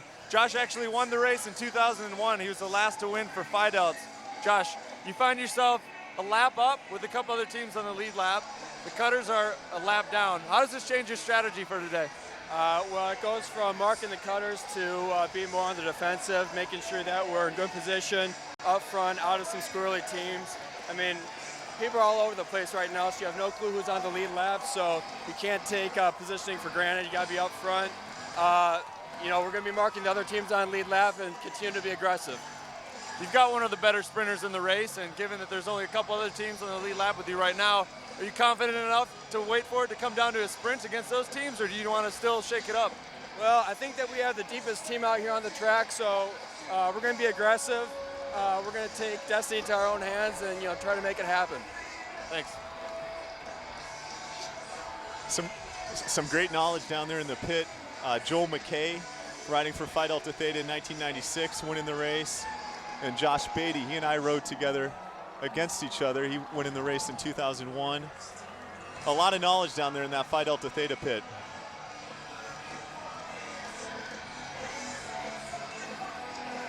We're getting word that Black Key Bulls and Phi Delta Theta opened up a little gap on the Phi Gams.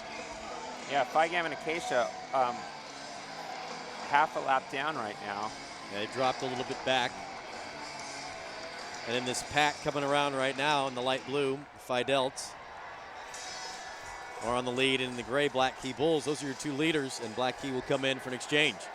And they've got a gap on our defending champion, the cutters, who are a lap down. Black Key Bulls do an exchange.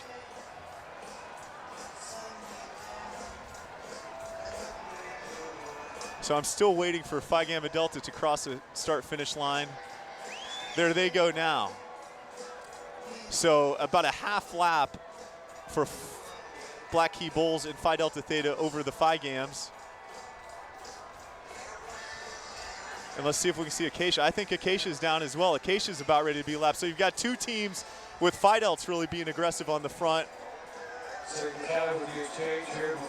Dylan, it was your comment that you're going to have to risk a chance of losing the race if you're going to win it, and this is your opportunity to go all in.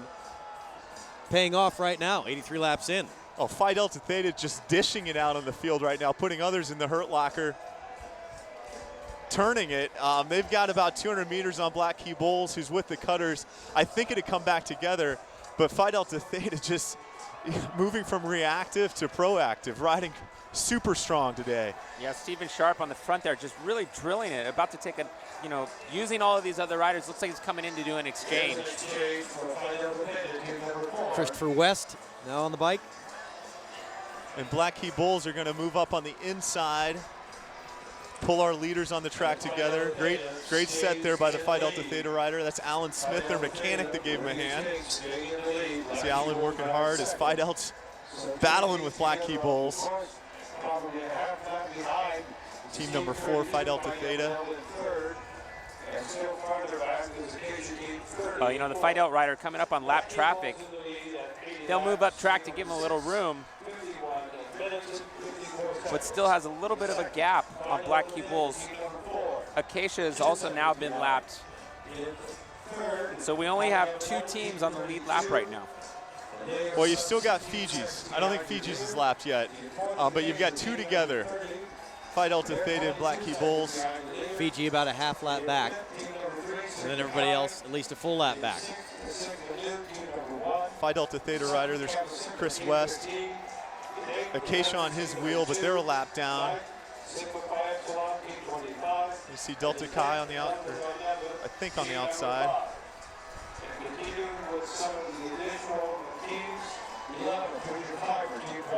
Phi Delta Theta, who started in row 2 on the inside, taking advantage along with the Black Key Bulls, of a wreck by the Cutters, and of no doing other than their own. Yeah, it was just a momentary lapse of concentration. Kevin overlapped the wheel in front of him and immediately hit the cinders. Nobody would have predicted this. I've been here all week, and nobody's prescribed this to me. This is a race that we would not have expected, but are enjoying watching for sure. 2 leaders right there in the light blue and in the gray. Black Key Bulls in gray. Phi Delta in light blue. 2 teams are together on the lead lap. 2 teams only. That's Team 6, Black Key Bulls. Team 4, Phi Delta Theta. They're going past the scoreboard, heading toward turn number 2.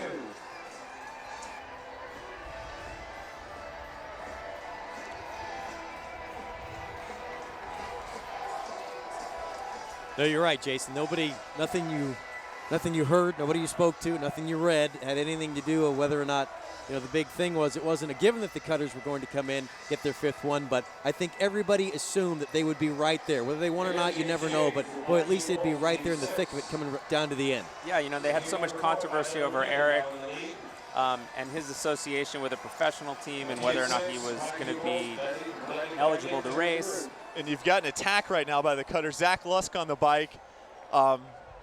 Obviously trying to get the lap back. It's not for certain, but you've got a little gap. He's coming in for an exchange. Well, for the first 33 runnings of the Little 5, the title went to either a frat or a dorm. No independent team won the Little 500 until 1984 when the Cutters burst onto the scene.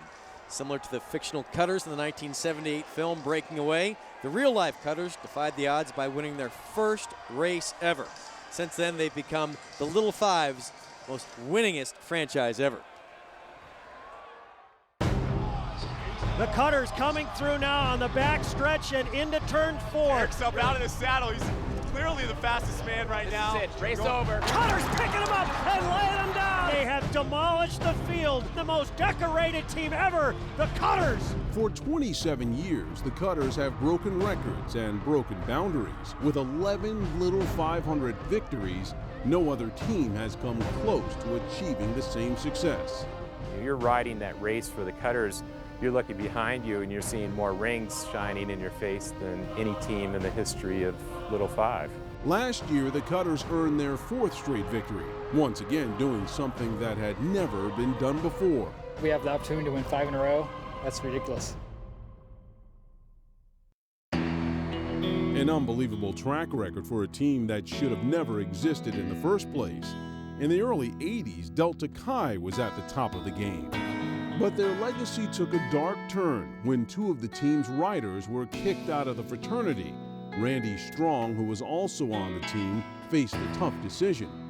If I wanted to ride the race that year, I had to leave Delta Chi, and it was a hard decision to make because Delta Chi had such a brilliant run at Little 5, but I knew in my heart that we could win the race. So they went it alone and created a new independent team.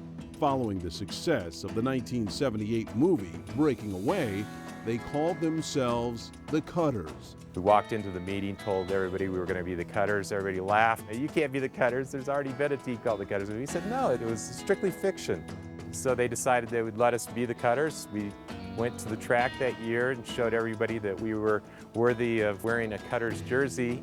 In a dramatic come-from-behind victory, the Cutters' legacy was born. It was just like this explosion that went off in all of us. One of those things that you look back the rest of your life and know that you overcame adversity to actually do something in life that was significant. It was like one of the most emotional moments of my entire life. Like a priceless heirloom, the Cutters program has been passed down from generation to generation. Jim Kirkham rode 4 years for the Cutters, winning in 1992. Now, he's their coach. We've had a continuous thread of people, like from one team to another. That information that one team learns gets passed on to the next. In 1984, the Cutters were the ones everyone wanted to see win. Now, with so much success comes a sort of mystique. I think people search for a reason why we're doing well, but I think it's simpler than most of them think. You just got to ride your bike a bunch, and you have to get along with your teammates. It's pretty simple, really. Every sport needs a villain, somebody to hate, and we're happy to be that. But at the same time, we get along with every team, I believe, and we're very respectful, and I cheer for everybody. And while everybody tries to catch up with the Cutters continue to reach back to their roots in order to reach new horizons ahead. It's a fraternity of champions that has emerged. They're great riders, and with really no pressure. We've already won the race, so we can go out there and have a lot of fun and explore the boundaries of the Little Five.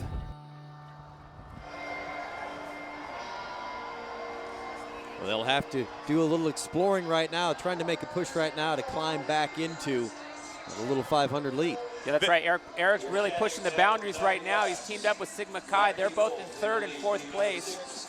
Right now we're looking at 1st and 2nd, and they're about a quarter lap, or I should say they're only a half a lap up right now. So the lead's coming back a little bit. You've still got Black Key Bulls and Phi Delta Theta on the lead, and you've got your 3rd and 4th team, Sigma Chi and the Cutters, actually on the lead lap. And that gap is coming down quickly with Eric Young on the bike for the Cutters. Yeah, they're about a half a lap down right now. And really, it's Black Key Bulls and Phi Delta Theta. They're the only 2 teams that are going to be able to try to keep Cutters out of this race.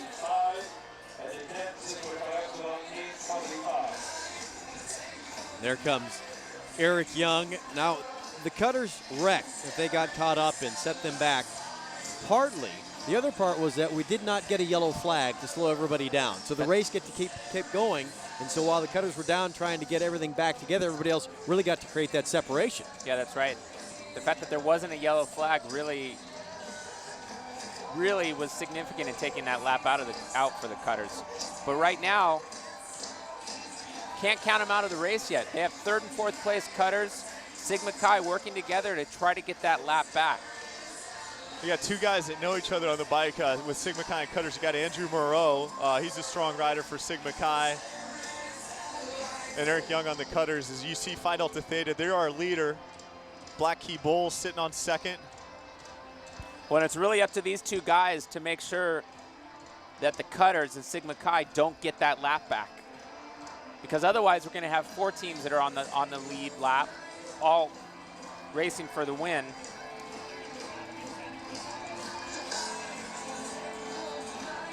"200 laps to complete the race." We're not even halfway there. No, this is really exciting, and this is one of the things that the weather does to the race. It's a completely different year. Split the field as Black Key Bulls takes the start-finish line. Daniel Kinn on the bike for Black Key Bulls. Well, you know, I see the riders for Black Key Bulls and Phi Delta down in the pit talking to each other. They're going to set up an exchange on this next lap, but you know, they both know that they have the responsibility of making sure that the Cutters and Sigma Chi don't regain their position. And I can tell you that they've gone from being a lap down to only being a half lap down here in the last 20 or so laps of the race. It's trying to make up some ground as our leaders both come in for an exchange. Phi Delta Theta and Black Key Bulls. Sven Gardner gives the bike back to Stephen Sharp. This is really an opportunity for Eric to try to make contact. It's going to take a while for the Black Key Bulls and Phi Delta to kind of get back together at the front of the bunch. Yeah, a former Little 500 champion, Bill Brisman, emailed me last night and said to remind folks at home that every time they do an exchange, they lose a little bit of ground. They lose some time every lap. And you can see Black Key Bulls and Phi Delta did, but they do have some fresh guys on the bike right now. Exchange that went awry. Looks like Beta Theta Pi is down, and it's under yellow. Yellow flag out. Yellow. Beta Theta Phi rider still down. Let's take a look. You can see the Beta rider and the Sigma Nu rider together. Yep. And you got a little rub in there. You've got to hold your line. And that's unfortunate for Beta Theta Pi. You saw them start out strong, but having some struggles of late. And the thing about yellows is the more yellows there are, you know you can't increase the pace. So it's harder for the Cutters and Sigma Chi to catch on as many yellow laps as we have in the race. Well, under the caution flag right now, we'll step aside and come back with more racing in Bloomington. 61st Little 500 here on HDNet.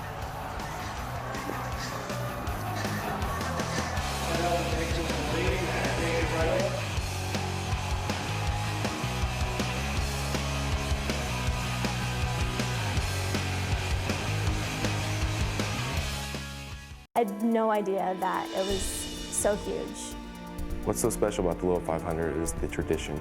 It's been raced for over 60 years, and you become part of a community of riders who strive for something better and something beyond just the regular college experience. The Little 500 race, it's something a lot closer. It's part of an organization that you're a member of, you're a part of, and so it makes it a little bit deeper, a little bit more personal. You kind of realize how much work you put in and how much work the people that have gone before you have put in. And just to be among that group and to be a part of that is just great. Still under the caution flag here at the 61st Little 500. This is lap 102. There are leaders. Phi Delta Theta, Black Key Bulls on the lead lap, but you know what? Cutters Sigma Chi, less than half a lap down. A little bump coming in, and that prompted the caution flag. Currently under yellow. Expect Eric Young from the Cutters to really jump once he sees that green flag come out to try to take advantage of the start. And the thing is, he's not going to get the green first. So Phi Delta Theta will get the green first, and they should get it now as they are getting it. And we're racing. Eric's got to react, and Sigma Chi, they've got about a half lap lead to Phi Delta Theta and Black Key Bulls right now, and the pace is hot. I'm going to get a lap time here.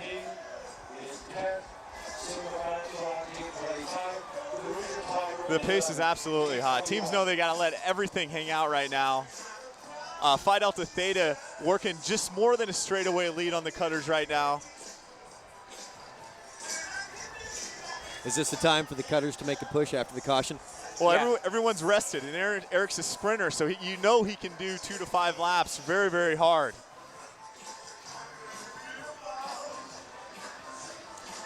Well, in this, having conversations right now about one of the important parts of whether or not we talked about is creeping for penalties and whether or not the Cutters increased their position during the yellow caution flag. Yeah, we saw a riding in the gutter penalty a couple years ago against the Cutters, and I didn't see a creep happen, but you obviously see the officials convening and making sure that no creeping did occur. After the discussion, there are no penalties. Black Key Bulls, Phi Delta Theta, and the Cutters, but the Cutters got a half lap down. Well, and here comes the Cutters. They're going to do an exchange. They'll lose a little time on the exchange, but having a fresh rider could be the right opportunity to close the gap. Black Key Bulls and Black Key Bulls really taking the opportunity, or responsibility, I should say, to make sure that Cutters doesn't get that lap back. Of course, Sigma Chi is also trying to get the lap back. With only a lap 107, we've seen all kinds of racing and a lot of time to make up that ground right now. And Phi Delta Theta's got to keep the pressure on.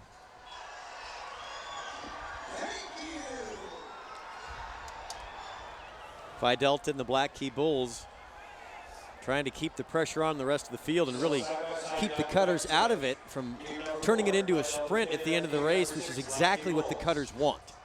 You're right, with Eric Young being a tremendous sprinter, the formula the Cutters would like is to have a group sprint at the end.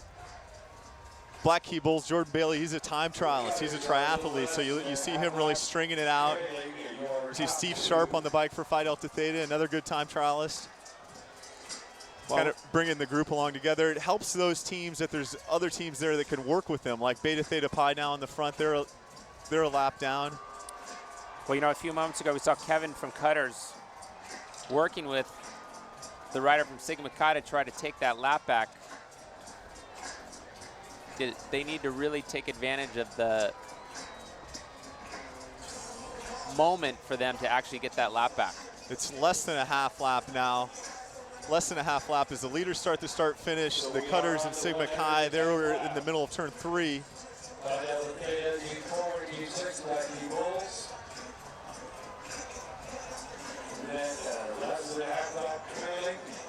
Sigma Chi, team number 3, and the Cutters, team number 2.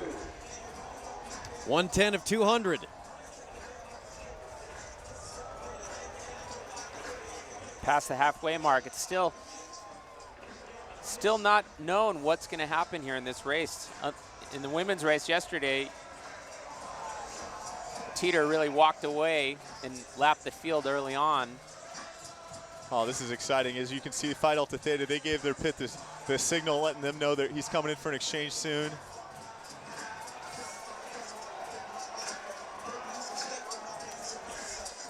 Yep, I'm looking down in the pit right now. I see the Black Key Bulls and Phi Delta Theta riders talking to each other.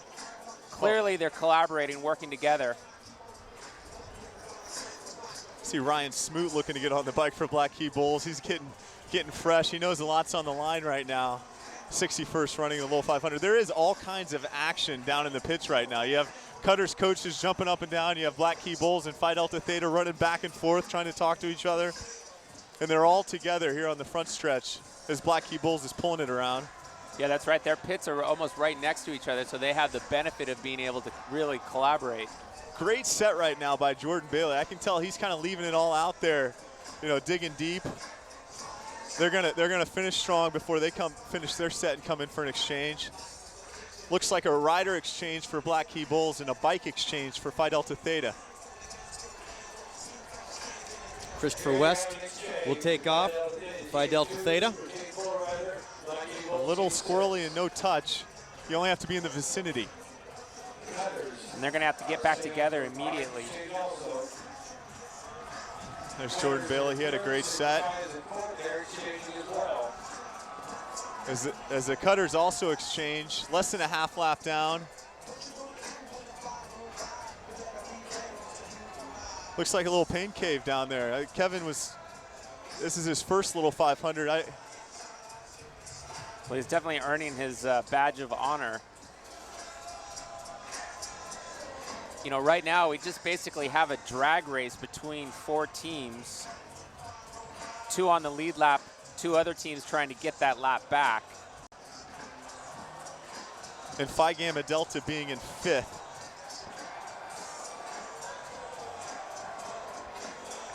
So you've got Phi Delta Theta on the lead, team number 4, and team number 6, Black Key Bulls, working their way through. There's the lead pack. Phi Delta in light blue, Black Key Bulls in the gray. I was down in the Black Key Bulls pits. Said, what do we need to know about Brian Smoot who's on the bike? He said, well, he's got a wicked mustache for starters. Favorite movie, Finding Forrester.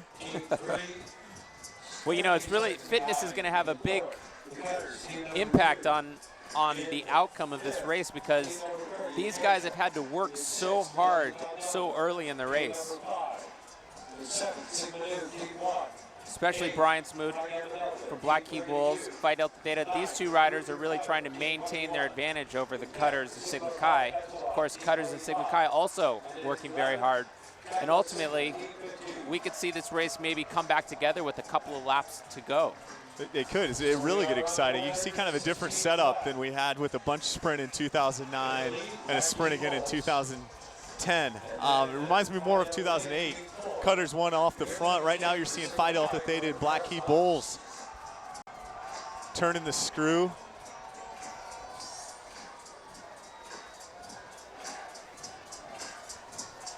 Really, they've dropped something on the field today. They've dropped a lot on the field.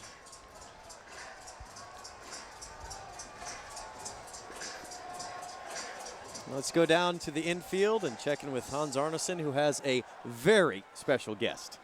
I'm here with legendary rider Dave Blaze. He won for Phi Kappa Psi in 1962. The movie Breaking Away was based off of him. The character from Breaking Away was based off of his experiences. Dave, what was the race like when you were riding, and how has it changed? Well, the track was different. It was a lot dustier, for one thing. Tighter corners, longer straightaways.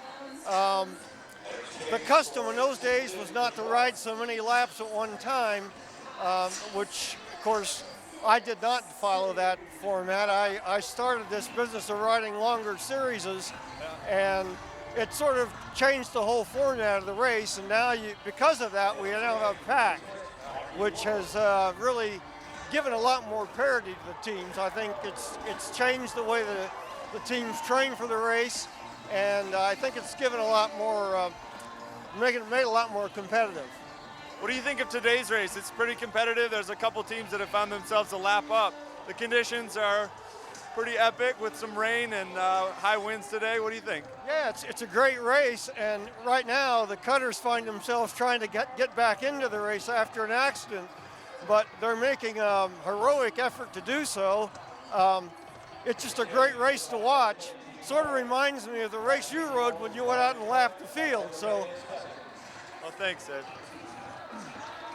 You know, it's a great race today. The weather's lousy, but everybody's racing under the same conditions. So, yeah, it's just a terrific race to watch. Thanks a lot. Thanks for your time. You're welcome.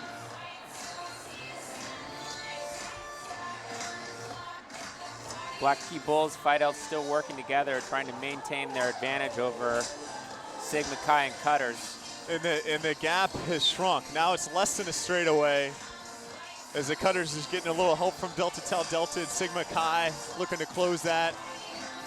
The pace has been very fast so far. Teams are riding 36, 37-second laps. Phi Delta Theta trying to do some damage. Zach Lusk on the bike for the Cutters trying to close it. Yeah, just gone from a half a lap to a quarter of a lap, trying to get back in the bunch it up for the last through the Cutters. I think you'd feel pretty confident to have 50 laps to go and be back in the bunch. Absolutely. What a great race. You know, we saw Cutters almost completely out of the race and really riding their way back up into the opportunity to win. What a great day.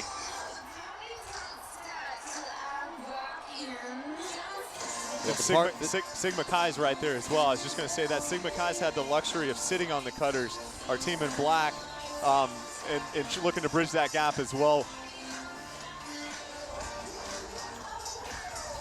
As you take a look at Zach Lusk on the bike for the Cutters and Sigma Chi right on their wheel. There are leaders, Black Key Bulls and Phi Delta Theta.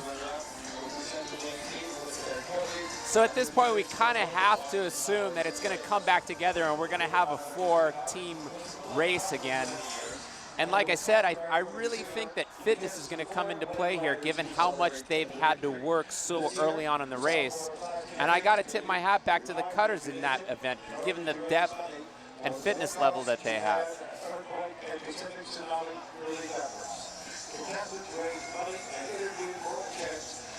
You see Zach Lusk doing a lot of work for the Cutters right now, still trying to bridge. They're not in it till they're in it, and right now they're a couple hundred meters down. Now Lusk is a pretty good story too. It's his third Little 500, his senior exercise science major, and he's almost kind of becomes the forgotten man for how good Eric Young is, but I think he's going to get some much deserved attention after his performance today. Yeah, well, they put Eric back in to really finish this off. I think he's going to actually be the one that makes contact again with the. Yeah, but you're right, Rich. Zach Lusk with really just a great set right there, doing so much work to get them back into it. And you've got Eric Young on the bike now trying to close it for the Cutters, and a big group coming across the start-finish line. That's going to help. That big group's absolutely going to help if he can catch the draft. And here he comes. And Eric's really going to be able to use the riders in front of him to close that gap down to the lead bunch. And the pack's slowing down right now. Phi Delta Theta knows it on the outside, and they're working their way through. The outside's the longest way to go there. You know, I'm glad to see Phi Delta Theta attack, and you'd like to see him have the right of way and on the inside line. They're able to get that. They and Gray Goat with the lead, but Young is back into the pack for the Cutters. And it's official. The Cutters have taken the lap back. They are now on the lead lap, as well as Sigma Chi. So we have 4 teams now racing for the victory. 124 laps in. You've got a huge group right now, and you got to see how long this is going to last. Phi Delta Theta and Black Key Bulls in their pits, they can't relax, and they know they need to keep this hot. Eric's got to work his way through some lap traffic. You can see him moving up on the outside. Phi Delta Theta digging deep, trying to hold that lead. Sven Gardner, the senior on the bike, Phi Delta Theta. Yeah, and it's really important that Eric gets back up to the front as soon as possible. to avoid any other types of crashes. Well, to your point, so many times you look at the crashes in this event and it's not you, it's just you being in the wrong place at the wrong time, and all of a sudden there's 3 or 4 bikes in front of him and you have nowhere to go. That's right, and Phi Delta Theta, it looks like they're coming in to do an exchange.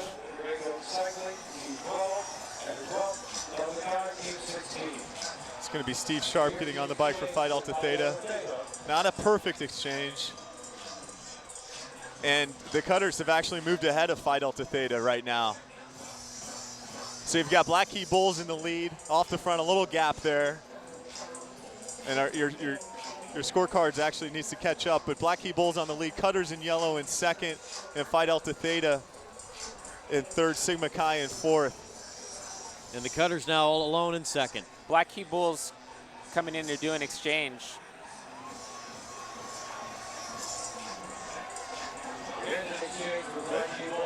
Jordan Bailey will get on the bike.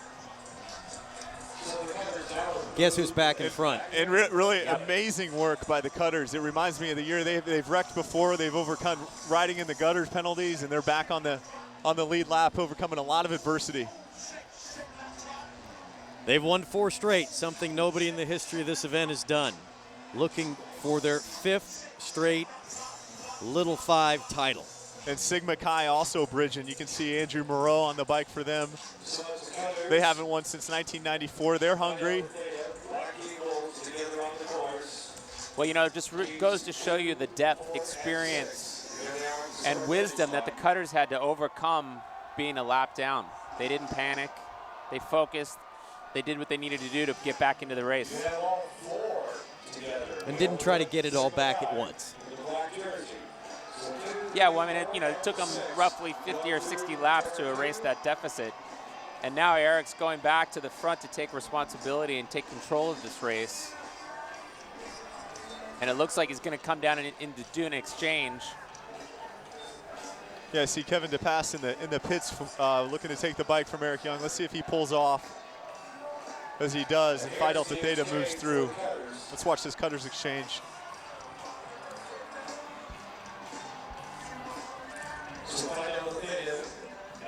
It's a bike exchange as Kevin DePass gets on the bike. You see some happy, you see some smiles down there in the Cutters pit. They're relieved to be back in it and haven't done so much work. Eric Young's bike going to get some work done while he's off of it. Yeah, you can see one of the spokes is bent there. So they're going to replace that back wheel. I think you misspoke. You can see one of the spokes is bent. We can't see one of the spokes is bent. That's the professional rider up here talking about finding spokes that are out of line. Bike looked like it was in good shape to me, the untrained eye. Yeah, well, you know, in professional cycling, you have what's called a quick release. You can just really quickly undo the lever and the wheel drops out. But on these little 500 bikes, they actually have to use a 9/16 wrench to undo the bolts, remove the coaster brake, take the wheel off. Probably takes them about 5 or 10 minutes to change the wheel. You have the clock on Sasha Land and Eric Hamilton down there in the pit. Sasha's a pretty good mechanic. They're working hard. The Schwinn bicycles, one of the centerpieces of this event, and the event has grown. It's developed over years, but the bikes have remained constant. That's one of the great things about the race, you know, keeping it simple. The reason they all do the same, they use the same bikes is they want to make the race equal. They don't want people to be buying more expensive bikes and making the race unfair. So everybody rides the same bike. And as Wayne Stetna, a former Little 500 rider and Olympian, said, they are the great equalizer.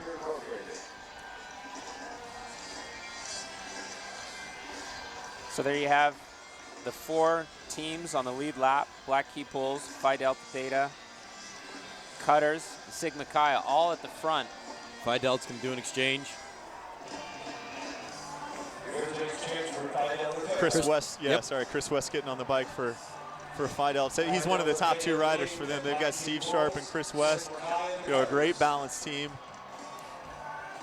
Well, you know, look at this. That was a great exchange. In fact, he actually has a little bit of a gap off the front of the group. Black Key Bulls there starting to take up chase, but then looking over his shoulder and say, okay, guys, why don't you help me out here a little bit? Sigma Chi talking to him a little. And Phi Delta Theta maybe knowing that Eric's bike's under a little bit of pressure right now. The mechanics are working on it. This is a good time to pick the heat back up. Yeah, that's right. And, you know, again, this is really how they're going to win this race, is that they can't sit around and let the race come to the cutters. They have to take the race away. And that's what they're doing right now. Just absolutely crushing it on the front. Phi Delta Theta is all alone. Well, seeing an opportunity with Eric Young's bike getting repaired. Phi Delta trying to stretch things out a bit. Back down to the infield and Hans. I'm in the cutters pit with Jason Fowler, their coach. Jason, what was wrong with Eric's bike right there? When he was bridging up and working through the pack, someone came into him. He broke a spoke in his rear wheel, and so we had to switch it out. So right now we're letting Phi Deltas go out there and get all tired. They're off the front right now, and Kevin's just sitting in, and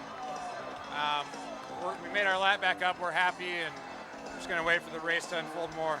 Nothing too much to worry about. Are you going to put Eric back in or do you want to save him for later in the race? What's your strategy now that you're back in it? We're going to see if it breaks up more. We'll go with it. We'll attack. But if there's a big pack like this, we got the sprint. You know, we're confident in Eric, and but we got to get there first. How many more exchanges do you guys have to do? Is that a concern today? No, I don't know how many we've done, but I'm sure we're over the minimum. All right. Good luck. Thanks, Hans. Yeah, he better be sure that they've done that. They don't want to come across the line and first and find out that they have to serve a penalty for not doing enough exchanges. You know, we see Phi Delta still drilling it on the front. Meanwhile, Cutters and Black Key Bulls kind of on the front, pulling a little bit, looking at each other. Nobody really wants to take responsibility for bringing the Phi Delta rider back.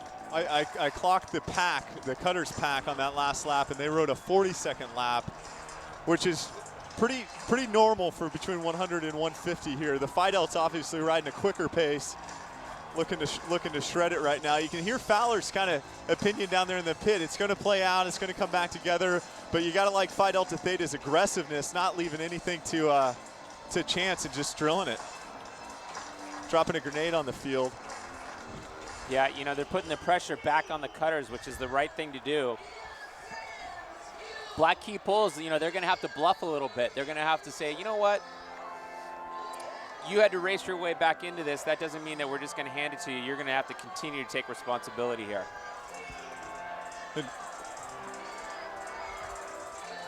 One winning team will be crowned champion at the end of today's race, but in reality, every IU student wins thanks to the Little Five. Over the years, it's helped the IU Student Foundation generate millions for scholarships. We caught up with one recent recipient.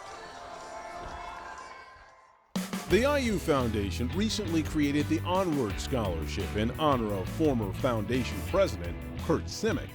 Kurt Simic was longtime president of the IU Foundation, and he actually started here. He was a Little 500 rider, he was on steering committee, and then worked for the Student Foundation before he moved all the way up the ranks to be the president of the foundation. The Onward Scholarship was a very generous thing. People got together when I was retiring and said, we'd like to do something for you. What would you like for it to be? I said, I'd like to do something that would encourage student leaders. Kurt's philosophy was always, let's look onward, let's look to the future, let's see how we can change for the better. He pretty much said all he wanted was more money to go back to the students. So a group chaired a committee, and they shocked me by raising $1.3 million to be an endowment for these scholarships. He's truly a treasure to Indiana University and just a great person to be around. Exchange of three! Brian Holthouse, a founding member of Gray Goat Cycling, was selected as one of this year's Onward Scholars. Little 500 has prepared me in so many ways. Building something from the ground up, starting with a team with 3 guys that all we knew about Little 500 was we rode a fixed gear bike, and finishing 11th our first year to now being one of the teams that is perennially talked about as competing for a top 3 spot, I think is just awesome. And he's taken on an awful lot. I mean, you think about being a bike rider, a student foundation member, active in the student government. He's a leader. During the whole selection process, they try to find student leaders who have had an impact on the campus and tried to change it for the better. It's gratifying for me to see him continue to move forward. Overall, just very, very honored to receive the award. It's just been a great experience.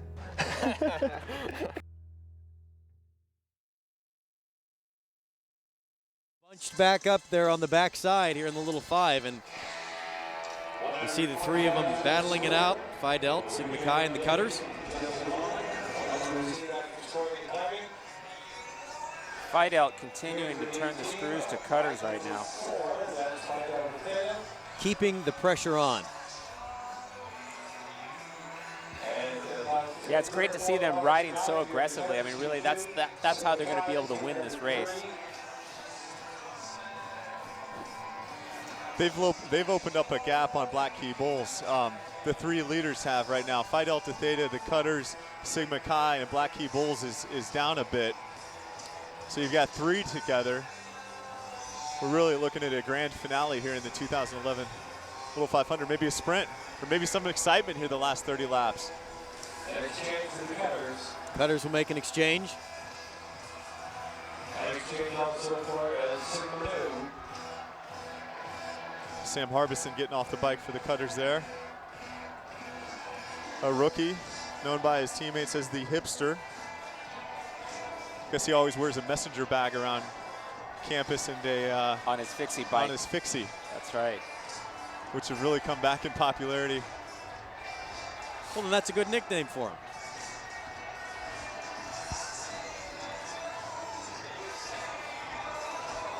Sigma Chi come in for an exchange as cutters making some tracks, and there's the exchange. Well done. Yeah, you know, we didn't really talk a lot about Sigma Chi before the race started, but they've really kind of come to the front. Yeah, they were kind of our second-tier teams to watch. A really balanced team with a new coach, Tom Schwegler, with some little 500 experience on his side. And Phi Delta Theta grit in the teeth, still going hard. I don't know, how do you like about how Sigma Chi's ridden so far as well, Dylan? They rode themselves back into the race with the cutters. Yeah, I mean, you know, they really paid a lot of attention to what cutters was doing. They knew that if they stuck together with cutters, that they would have an opportunity to get back into the race. John Strickland on the bike for Sigma Chi. This is his 3rd race, so he's got some experience. How much do you learn from one year to the next as a racer? Yeah, you learn an awful lot. I mean, not only are you learning from your coaches, but every year what you're trying to improve position, and I think that's what Sigma Chi is doing. Last year they finished 7th. This year starting on the front row. Sven Gartner on the bike. Phi Delta Theta in the lead right now. And Fiji on their wheel. I believe Fiji's a lap down. Getting an affirmative that they are. So interestingly, Black Key Bulls is about a half a lap down now. Yeah, you just saw him cross the start-finish line, didn't you? A team that was really putting on the hurt early is now suffering because of it, and you see them trailing. It's kind of like a criterium where you're leaving it all out on the line and spending your energy, and now you find yourself down. Which comes back to your point about conditioning. Yeah, that's right. I mean, they really spent so much energy trying to take advantage of the fact that cutters and Sigma Chi were down a lap, and they're really paying the price for that right now.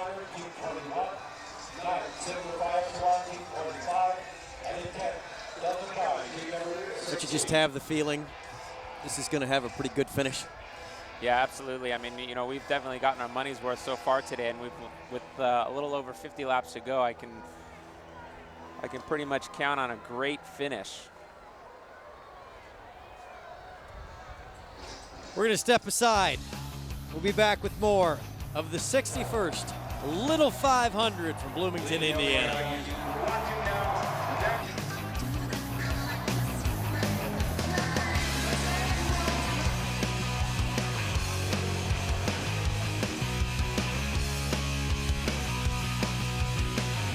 The Little 500 will be right back here on HDNet.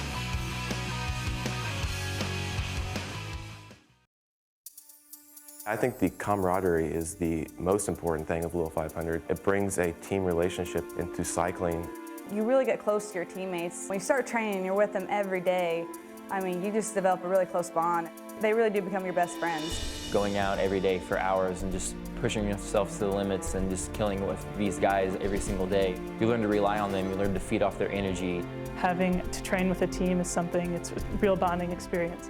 The riding community in general involved in Indiana University is somewhat of a whole different social network from the rest of the university. You really get to know your team, but also all the other riders, and it's just a really great community to be involved with. There's a look at another of the unique features of the Little Five, Jason. Yeah, you've got lap counters and you've got timers. You've got a lot of people helping out, and you want to make sure your timers and your lap counters know what's going on, because we saw last year with Fiji being on the lead lap, they had missed one, so they've got to be conscious of that. As you see the radar, looks like a lot of rain kind of hovering around Bloomington right now. Yeah, it's continuing to just get wetter and wetter, more and more miserable out there. If it really starts to downpour in the closing laps, that could have an impact on the sprint. And Dylan, you've been in a lot of bike races, racing in Europe and here in the States. What I'm feeling right now is that the weather and kind of the efforts out there so far zapped a little bit of the energy, and the pace has slowed down a bit. Yeah, it's certainly taking a toll on the riders. You know, they know that they have 50 laps to go. There's 4 teams on the lead lap. I guess now 3 teams on the lead lap.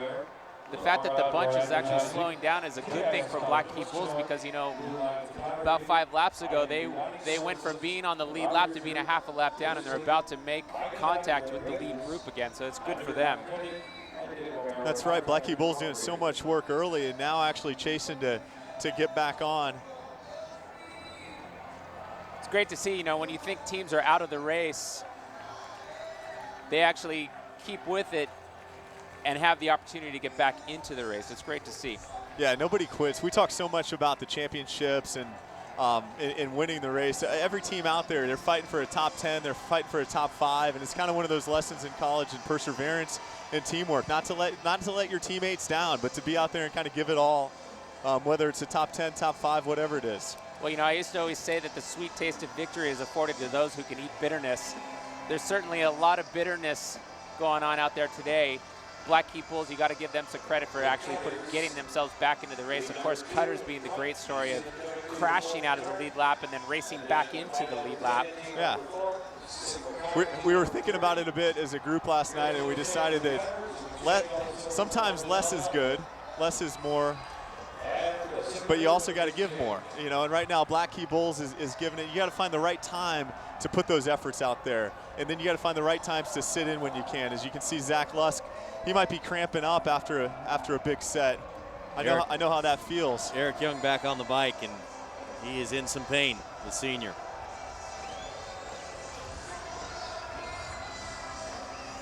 Eric really being the one that everybody's been talking about.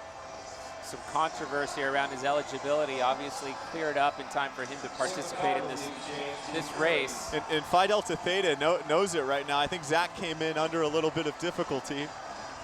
And Phi Delta Theta's turning the screws. You can see Sigma Chi also on the lead lap didn't exchange. There's the Phi Delta rider turning the screw off the front. Yeah, over and over, Phi Delta Theta really turning the screws. 50 laps, under 50 laps to go, but not going to hand the race over quite yet. Just really working it, you know. It is an epic day out here. Rain's coming down, and you have Phi Delta Theta always on the attack. Right now coming in for an exchange. Sharp will give it back to West. Great bike-to-bike exchange. Loses a little bit of the gap, but still. Well, that's what Bill was reminding me of over email yesterday, was just that every time they do an exchange, they do lose a little bit. So the more you can ride at one time, the better. And Phi Delta now back together with the Cutters in yellow and Sigma Chi in black. Those are your 3 on the lead. Delta Tau Delta also in the pack. They're a lap back.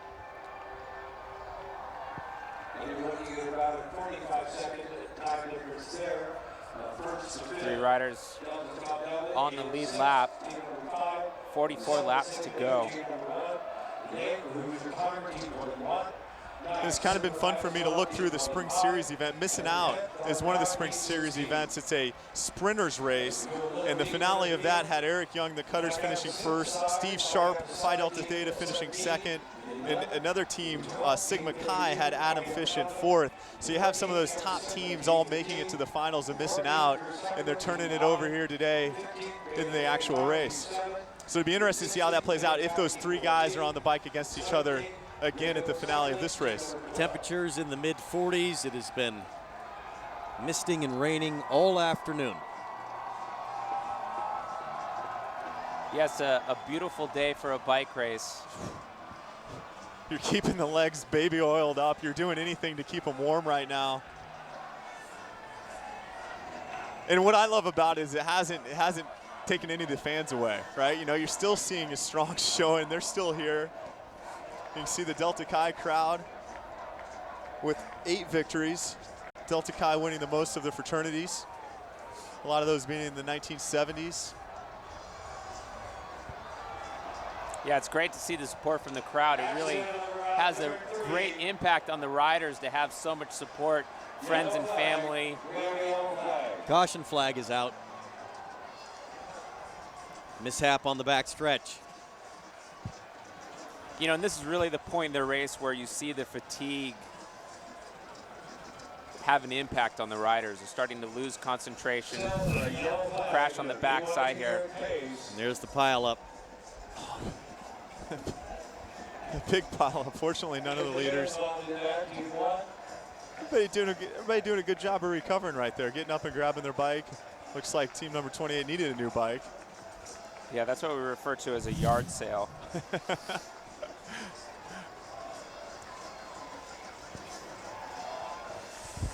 That doesn't look good down there. No, he's pointing to his collarbone, which is...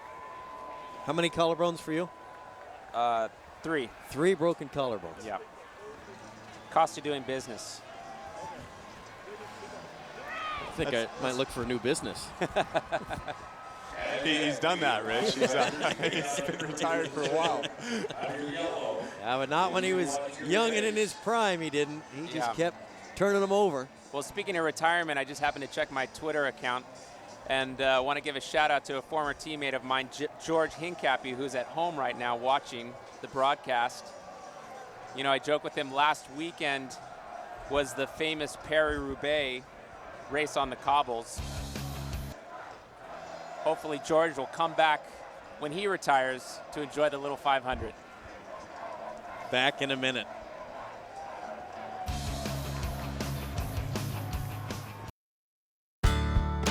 The Indiana University Student Foundation would like to thank the following sponsors for their support of the Little 500 and the IUSF's mission of providing scholarships and leadership opportunities for Indiana University students.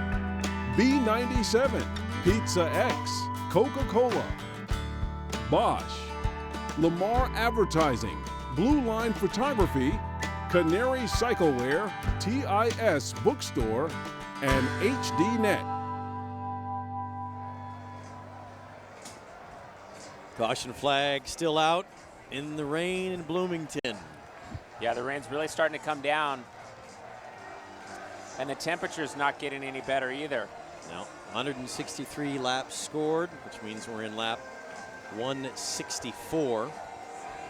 You know, and these caution laps are hard too because the riders are actually going to start to get cold. Their muscles are going to get tight. You know, we saw some of the other riders cramping. Again, this is really where fitness comes into play, and we've got the green flag. We're back to racing. Christopher West in the lead for Phi Delta Theta.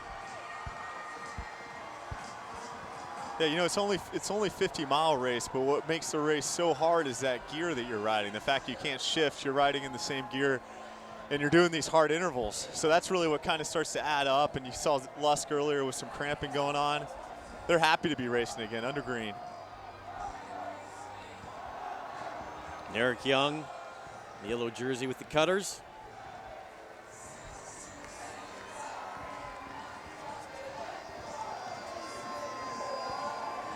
It's the cutters, Phi Delta, and Sigma Chi. Yellow, light blue, and black. And with only 35 laps to go, you know, knowing Eric Young probably has the advantage in a sprint. You've got to be thinking about what Phi Delta Theta and Sigma Chi can do when he's off the bike. What can they do to put the cutters out of it before he gets back on the bike? Yeah, that's right, because Eric's going to come in. He's not going to ride the remaining 35 laps. He'll come in and do an exchange so that he can be fresh for the last 10 laps. Now, Lusk, who has done a very nice job, the other senior on that Cutters team, last time we saw him come out, he appeared to be cramping.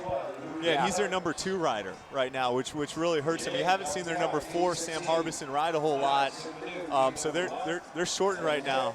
As you can see, Eric just drilling it on the front, looking smooth. Phi Delta Theta chasing a bit as Cutters are coming in for an exchange. You see the flags blowing on the back stretch.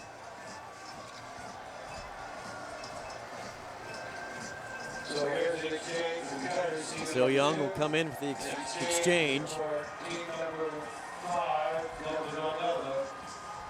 Kevin DePass, Jason? Yeah, Kevin DePass, their rookie, getting on the bike. He's strong. He's also wrecked once today, so that's something to be aware of. That kind of rattles the noggin a little bit. As the rain picks up, we begin to see a little bit more moisture forming on the track. For more on that, here's Hans. The rain is coming down a little bit harder, but this track absorbs quite a bit of water, so I don't think it'll play to be a big issue if it's going to be a sprint. And talking to Jason earlier, it sounded like they're pretty confident they're putting Young in for a sprint. He just came off the bike, but I'd look for Phi Delta or Sigma Chi to make a move here because statistics show in the past 10 years, if the winner of individual time trials is on the last lap, they win 100% of the time. Eric Young has won time trials the past 3 years in a row.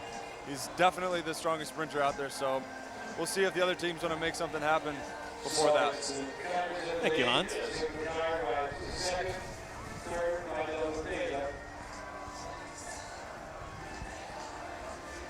And Sigma Chi being a balanced team, really being 4 deep's got to think about what they can do to the Cutters to prevent a sprint. Hans referencing some of the success Eric's had. You know, if you look closely at the bike that Kevin is riding, he's got a Shimano Dura Ace track hub on his front wheel. Yeah, a lot of the wheels are custom built. Sigma Chi, 2010 finish was 7th. Phi Delta's within a whisker of victory a year ago, only to be outdone by Eric Young. Yeah, you know, they really did everything they could that year as well, and you know, it's great to see them adopting the same strategy because they know that they really have to try to make this race happen before the last lap, because once we get down to the last lap, it's Cutter's race to lose. Yeah, it's Cutter's race to lose at that point. Lap 170 of 200. 61st edition of the Little 500 in Bloomington, Indiana. Part of the world's greatest college weekend.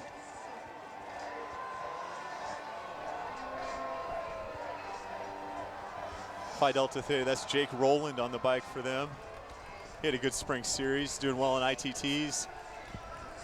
You know, Phi Delta and Sigma Chi have to come up with something, like you said, it's been scripted in a sprint. They've got to come up with something to script it a different way. At what point is a good point for them to try to make that separation and move? Anytime now, you know, with 30 to go, lap 180s are good, but it's got to happen before. Well, that's my thought over here as the novice, that with Eric Young on the sideline for the Cutters, now would appear to be an opportune time. Now's a good time, absolutely. And you're factoring in other things like the fact that the Cutters rookie, Kevin DePass, is wrecked earlier, right? So you're trying to put him in any kind of difficulty you can. Obviously, they're not putting him in a lot of difficulty right now. The weather's taking a lot out of the guys. The hard efforts earlier is taking a lot out of the guys. You just kind of see him rolling around the track. The Cutters, Phi Delta Theta, and Sigma Chi on the lead. Yeah, you know, the Phi Deltas or Sigma Chi, they really got to start throwing a couple of punches, because it's not the first one that hurts, it's the second and third. You know, once you've got Cutters on their heels a little bit and you throw the second and third one in there, that's when things start to get interesting. And so while Eric, who's obviously the finisher for the Cutters, is sitting in the pits, they've got to take this opportunity to really start turning the screws and trying to undo the Cutters' plan. It just looks absolutely brutal conditions down there. The guys are trying to decide whether to leave their clear lens shades in or take them off. I think with them in, they fog up, and with them off, they're just shredded with cinders in the face. So it's a tough choice to make. Yeah, really at this point, with all the rain and the water coming up off the wheel that's in front of you, you're just better off not even wearing glasses. You can see Phi Delta's up, kind of making a little move there, testing the legs. They've got a rider out in the pit, so it looks like an exchange for the Phi Deltas. Cutters also have a rider, kind of waiting whenever Kevin DePass is ready. Sven Gardner back on the bike after the exchange for the Phi Deltas.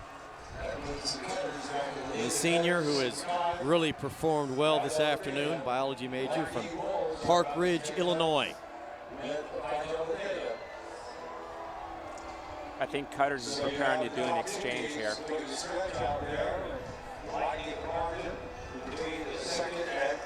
Take a look at that track. You can see him kind of working his way around the standing water. That's one of the only things that I think a stop is here. We have, you know, thunder and lightning will. Standing water on the track could be another threat. But I think we'll get them all in today as Cutters brings it in for a bike exchange. Sigma Chi also doing an exchange there.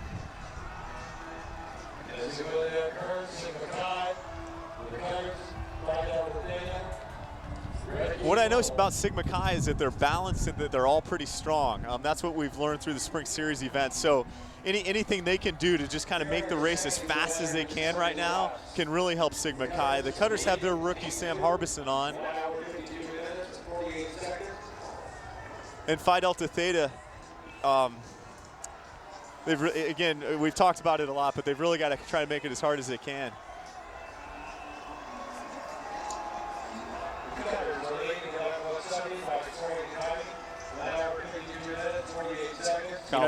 Sorry, I was just going to mention that Kyle Straight on the bike for Sigma Chi. Spia being School of Public and Environmental Affairs. Lap 176. And the 3. Phi Delta, Cutters, and Sigma Chi in a bunch, trying to capture the 61st Little 500. You know, last year's race had a finishing time of 2 hours, 9 minutes. With roughly 24 laps to go, we're at 1 hour 58. So a little bit slower this year. Most likely the weather having something to do with it. We've had some yellows. You're right, the wind down the backstretch has just been brutal. If it does come down to a sprint, the headwind on the backstretch is going to have to play into what Eric Young's sprint is going to look like. You know, he might actually want to start the sprint from the front stretch. Yeah, you're right. You saw him win out at turn 2 last year in 2010. It's going to be harder to drop guys, like Dylan said, out of turn 2, and you might need to do a little bit sooner or a little bit later. Sigma Chi with another exchange, handing the bike off to John Strickland.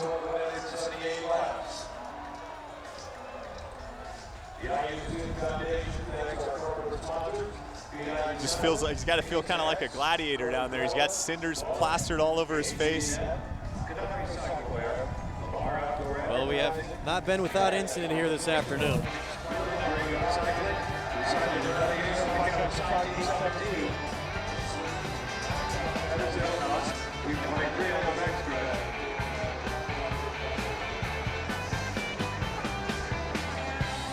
And this is the wreck that really changed the race early with the Cutters going down,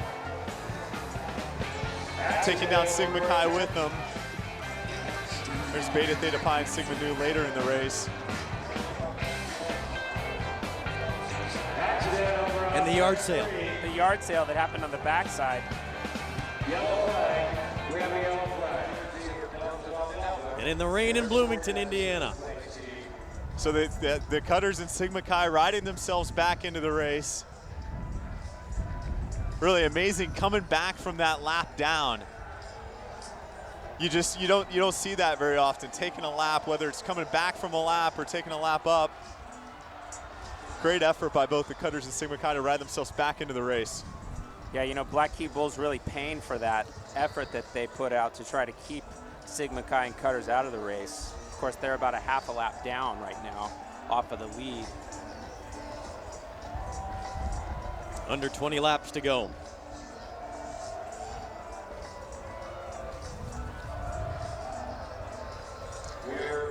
So Jason, given that we only have 3 teams on the lead lap racing for the victory, are the teams going to do as many exchanges as we've seen in the past in the last 10 laps, or are they going to do something a little different this time?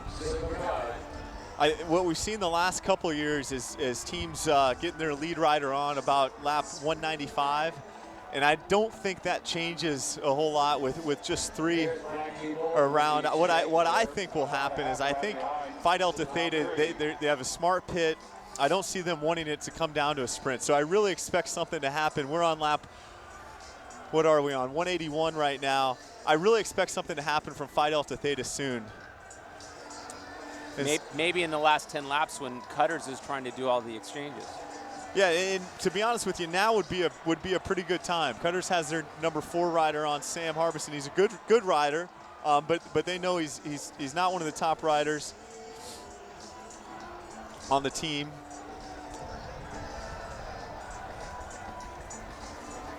He's doing a good job of eating up some laps.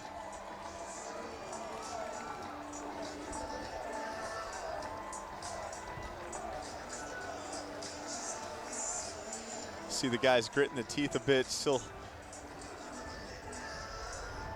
The rider from Sigma Chi, he seems perfectly content to just sit in.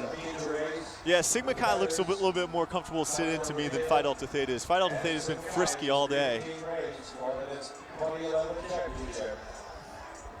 And in 1996, they won with Dan Posley and Joel McKay, who you'll see in their pit. And how they won was a nice gap and really kind of keeping that gap going between lap 190 and 200. And that's, I've got to think that they want to script it in a similar fashion. Sigma Chi last won it in 1994. I don't know if they have any of that legacy with them today. They've changed coaches and they seem more content to let it come down to lap 200 to me. You can see the flags blowing just to give you an indication of how much wind there really is out there on the field.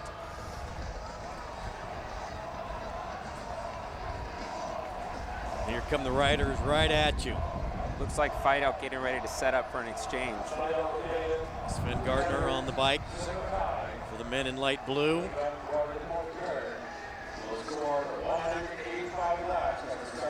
And indeed, they will come in. Steve Sharp getting on the bike for Phi Delta Theta. He was also their sprinter earlier and missing out. Maybe trying to do one more set before 200 or trying to be aggressive earlier. Good set there by Sven.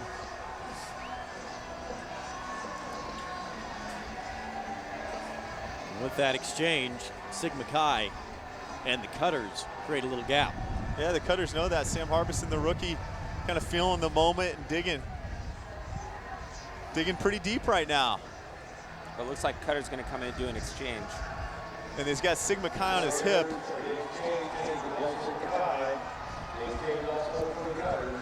All right, the teams just pull that off. You can see how much communication really has to go into that. Not to run into each other. They're out here practicing all spring, getting ready for the big day.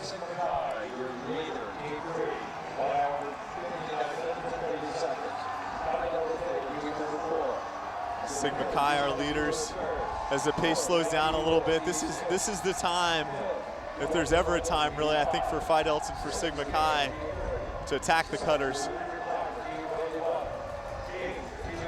They've got to be thinking about as we're really getting down to crunch time here, the last 15 laps of the race.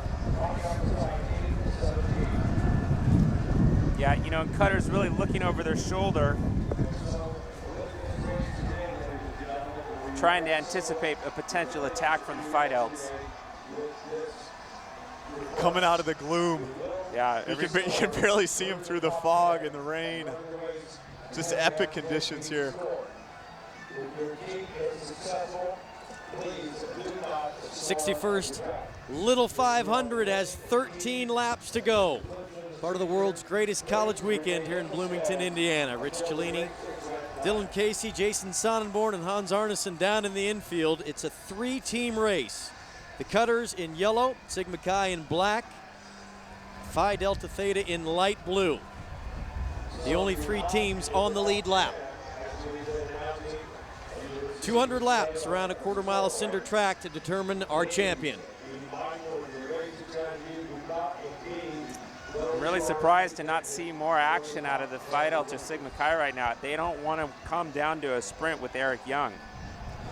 And they could, they're probably they're marking the Cutters rider right now, obviously knowing where he's at. Look for him not to let Cutters get any kind of gap on their exchange, but to make it very hard on this set for Zach, just not to let him have any gap bringing it in. The pace is slowed.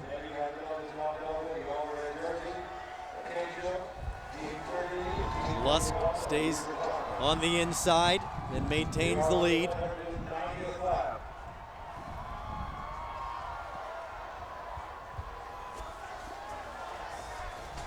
And I think this is the last set. This is the #2 guy for a lot of these teams, setup men for the sprinters right now. And the #2 men are often so important in this, just to ride a solid set, to get that gap for the sprinter, to keep him fresh when he's getting on the bike and not have to do any chasing. The work these guys are doing right now is very, very important to the finish. And also the efficiency of their exchange. They have to set up the exchange for their #1 guy perfectly.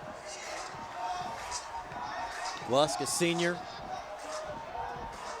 This is third little 500, fourth little 500 for Eric Young. You can see, yeah, Cutters are doing an exchange, and I don't see Young getting on in the pit. I see Kevin DePass, the rookie, and Zach Lusk working real hard to bring it into him right now. He's got a gap.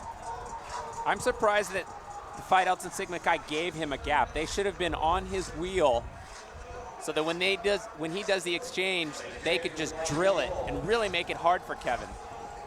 Well, Phi Delta's right on him. Right now, Phi Delta's got to punch it. Phi Delta's on the inside. You see that bike exchange. Phi Delta Theta went through on the inside.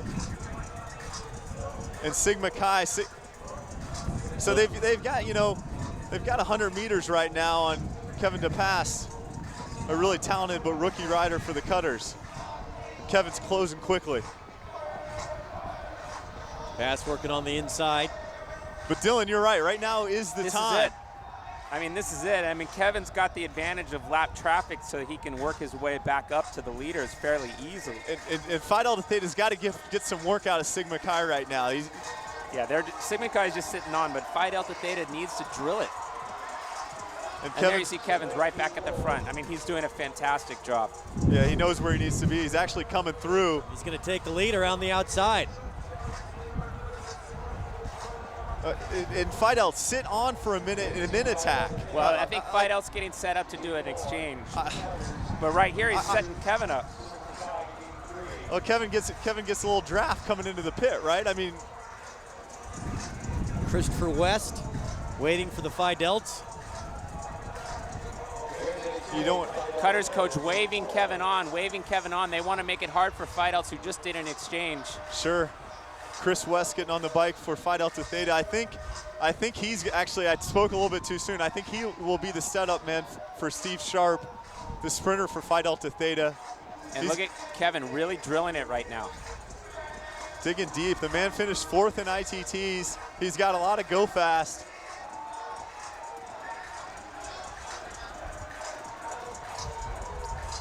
Young, they get him lined up in the pit, trying to go 4 for 4 in his IU career in little 500s.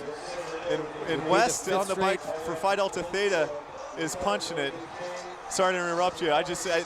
This is the moment for Phi Delta Theta. They're going to have a tough time to get away from Eric Young, but they've got to make it as hard as they possibly can with only 6 to race here. Yeah, this is really it. And look, 5 to race. I'm sorry, 5 to race. And Sigma Chi is just trailing a little bit off of Eric's wheel from Cutters.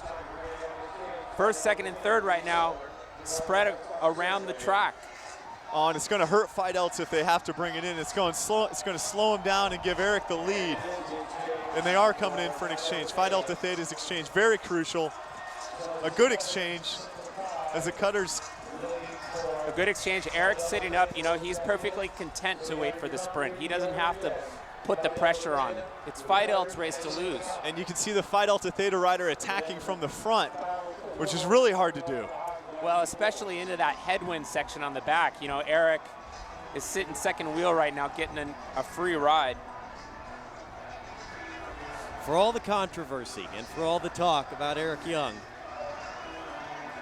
the one thing that jumps to mind, for me anyway, is competitor and thinking how hard he worked after the crash earlier where the Cutters didn't get a yellow flag to really pull them back into this race and make up the lap. That's right, and they did an amazing job of getting back in the race. Phi Delta right now getting ready to do another exchange. It's really late with there's 4 to go. Rich is pointing at me, 3 to go, 3 to go. Late to be doing an exchange. Obviously critical and no gap for Phi Delta Theta coming in off the front. Eric's got everybody kind of right where he wants them at this point in time. Now the beginning of the race didn't unfold the way the Cutters wanted it, but now they can sit back with the best sprinter in the field. And look, Eric is perfectly happy to wait. Oh, and he's waiting. I watched him win the Collegiate National Championship points race and just dominating the field. He knows how to win a sprint. Sven Gardner is going to turn the pedals, and Young now comes up out of his seat and will get on the back tire of Gardner. You gotta hand it to the Phi Deltas for fighting tooth and nail for this race, but Eric Young is just too powerful. He's in the right place. He knows what to do. He's following the wheels. And Gardner looking over his shoulder. And Dylan, I've been in this spot before when you're a sprinter and you got a guy working so hard for you on the front, you gotta love it, right? He's working for you, you're sitting on, you're right where you wanna be. Well, it's all set up now. Can the Cutters grab another one and make it 5 straight? And Sigma Chi has really lost contact. 2-team race right now. Phi Delta Theta and the Cutters. And you're gonna see the white flag. This is 198 we're on, so you're gonna see the white flag for Phi Delta Theta and the Cutters. Here we go. 1 lap to go to determine a champion of the Little 5, and they're gonna do an exchange. I've absolutely never seen that before. Phi Delta Theta with a very late exchange and the Cutters off the front. Eric Young and the Cutters set history a year ago by winning 4 consecutive Little 500s. This is it. Coming around turn 3 into turn 4. 5 straight Little 500 championships for the Cutters, and Eric Young in celebration. Amazing. What a great comeback. The Cutters taking their 12th victory, a team that started in 1984. 5 in a row, absolutely unheard of. And 3 in a row for Eric Young. For all they've been through, and they talked about in the piece we showed that every sport needs to have somebody who wears the black hat, somebody who's the villain, and we're fine having that role, but with what they went through in the fall, with the car accident, the crash on the track today, they indeed have the heart of a champion. They truly earned it, didn't they, Rich? They fought back. It's not that they just kind of rode around and let everybody follow them or just sat in the pack. They fought back from a lap down before lap 100. As you can see Eric talking to Phi Delta Theta right there. I think that late exchange really hurt Phi Delta Theta.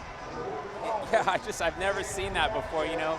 I think they would have had a better chance of winning if maybe they had started their tactics earlier. You know, earlier with 10, 15 laps to go, nothing was happening. And Cutters clearly more than happy to let it come down to a sprint. In fact, it didn't even come down to a sprint. Eric just rode away from the race. Yeah, you can't do an exchange on the last lap. There's no question about that. Not when you're neck and neck. The Cutters with what a great tradition, starting in 1984, Chris Gutowski, Adam Giles. And you heard from Randy Strong earlier, they're all amazed with what these young men have done. Jason Fowler and Jim Kirkham, their coach. Todd Neville, where they house for training camp in the winter. And there's our second place team, Phi Delta Theta. Sven Gardner, the senior, rode very well today. And let's go down to the pits. Here's Hans. Jason, 5 in a row, unheard of. You guys came back from a crash. What's next for you guys? How do you keep doing this? The little things. Really, the little things. Stuff people take for granted, we really focus on them, and we kept it simple. We had a strategy. We were going to be aggressive in attack. so happened we were aggressive and attacked off the back. But we caught back up, and we got our lap back along with Delts and a few other teams. And yeah, you made a lap back up today like it was no big deal. You never seemed stressed about it. Midway through the race, you had Young, the position was perfect. You could rest it a little bit for a sprint. At the end of the race, Young was waiting for a sprint, totally comfortable. I mean, you guys have shown in the past that you come back from penalties, crashes, being a lap down now, it's incredible. Always got to stay calm. You can't have the knee-jerk reaction and freak out. We always say, you know, it's a long race. It's 200 laps, and today it broke up early, but a lot of people came back. So great job today. Thank you.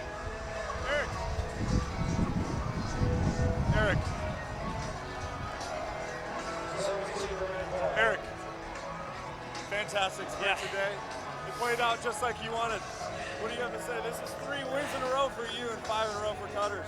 All I can say is this is the most team. This race required more of a team than I ever thought it could. When we were a lap down, I swear to God, I thought it was over, and my team brought us back, and we did it together. We stayed smart once we had gotten the lap back, and I think Phi Delta was a little confused at the lap counts at the end because they exchanged on the last lap. I saw that, and I knew that they wouldn't be able to get back up to me once that happened, so I just went, and that was it. You rode away in a fantastic fashion and got your 3rd win. Congratulations. Thank you. Unofficial results, Cutters with their 5th straight Little 500 championship. Phi Delta 2nd, Sigma Chi in 3rd, Black Key Bulls, and Delta Tau Delta. What an afternoon. You know, Eric said it great. This really is a team event. He wouldn't have been able to win the race if he didn't have an entire team to get them back into the race. So it's just an amazing event, and so great to see them work so hard together. You know, it's Eric's complete team performance. What he's done is he's shaped those rookies. He's shaped Sam Harbison and Kevin DePass, and he did that for a reason. Zach Lusk with a huge performance today, riding it back, bringing that lap back, and giving it to Eric Young. And the Cutters take number 12. Amazing. The best team in the field once again, the Cutters. They'll maintain the yellow jersey. You've been watching HDNet's exclusive coverage of the 61st Little 500. The executive producer of HDNet Sports, Daryl Ewald. Our director has been Hank Lena. Producer, Chris Taylor. HDNet Engineering, Dan Neighbors, Andy Miranda, and Jeff Carmen. Production manager, Chris Markwell. Special thanks to Chris Brown, HD2X's great driver, who's leaving us after today's show. Special thanks to the staff and students from the Indiana University Student Foundation. From our partners, Dylan Casey and Jason Sonnenborn, and Hans Arneson, Rich Cellini saying, good evening from Bloomington. We'll leave you with the thoughts and memories from this year's senior class of Little 500 riders.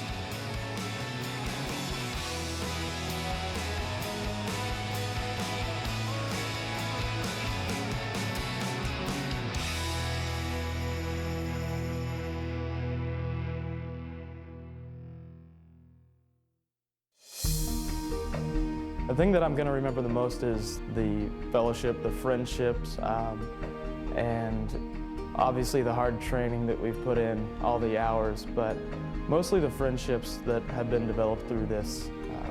That's just been great. You know, training with a team, being able to motivate others and having different commitments to join is something different, and it's really fun. It's rewarding to get better with other people. When I graduate, I think I'm going to remember my team and the way we've come together throughout the last 2 years and bonded and created something that we never thought we would create. It just shows you that you can push yourself beyond what you thought, and that's what it's really taught me the most, is just always believe in myself and push yourself to the next level because you can do it. I'll definitely miss just the companionship of the people. You really get close to your teammates. You might have known them before or hung out with them a few times, but when you start training, you're with them every day. It's just like such a big thing, and I'm gonna look back on it like in years to come and just be really proud that I was a part of it. I think it will just be the close of one chapter. I can't imagine not riding my bike anymore. It will just not be on the Little 5 track and not be with my girls. And oh, that's so sad. What will stick out in my memory the most will be just the teammates that I rode with, just the great experiences of working with 3 or 4 other guys to accomplish a goal. It you know, nothing compares to that.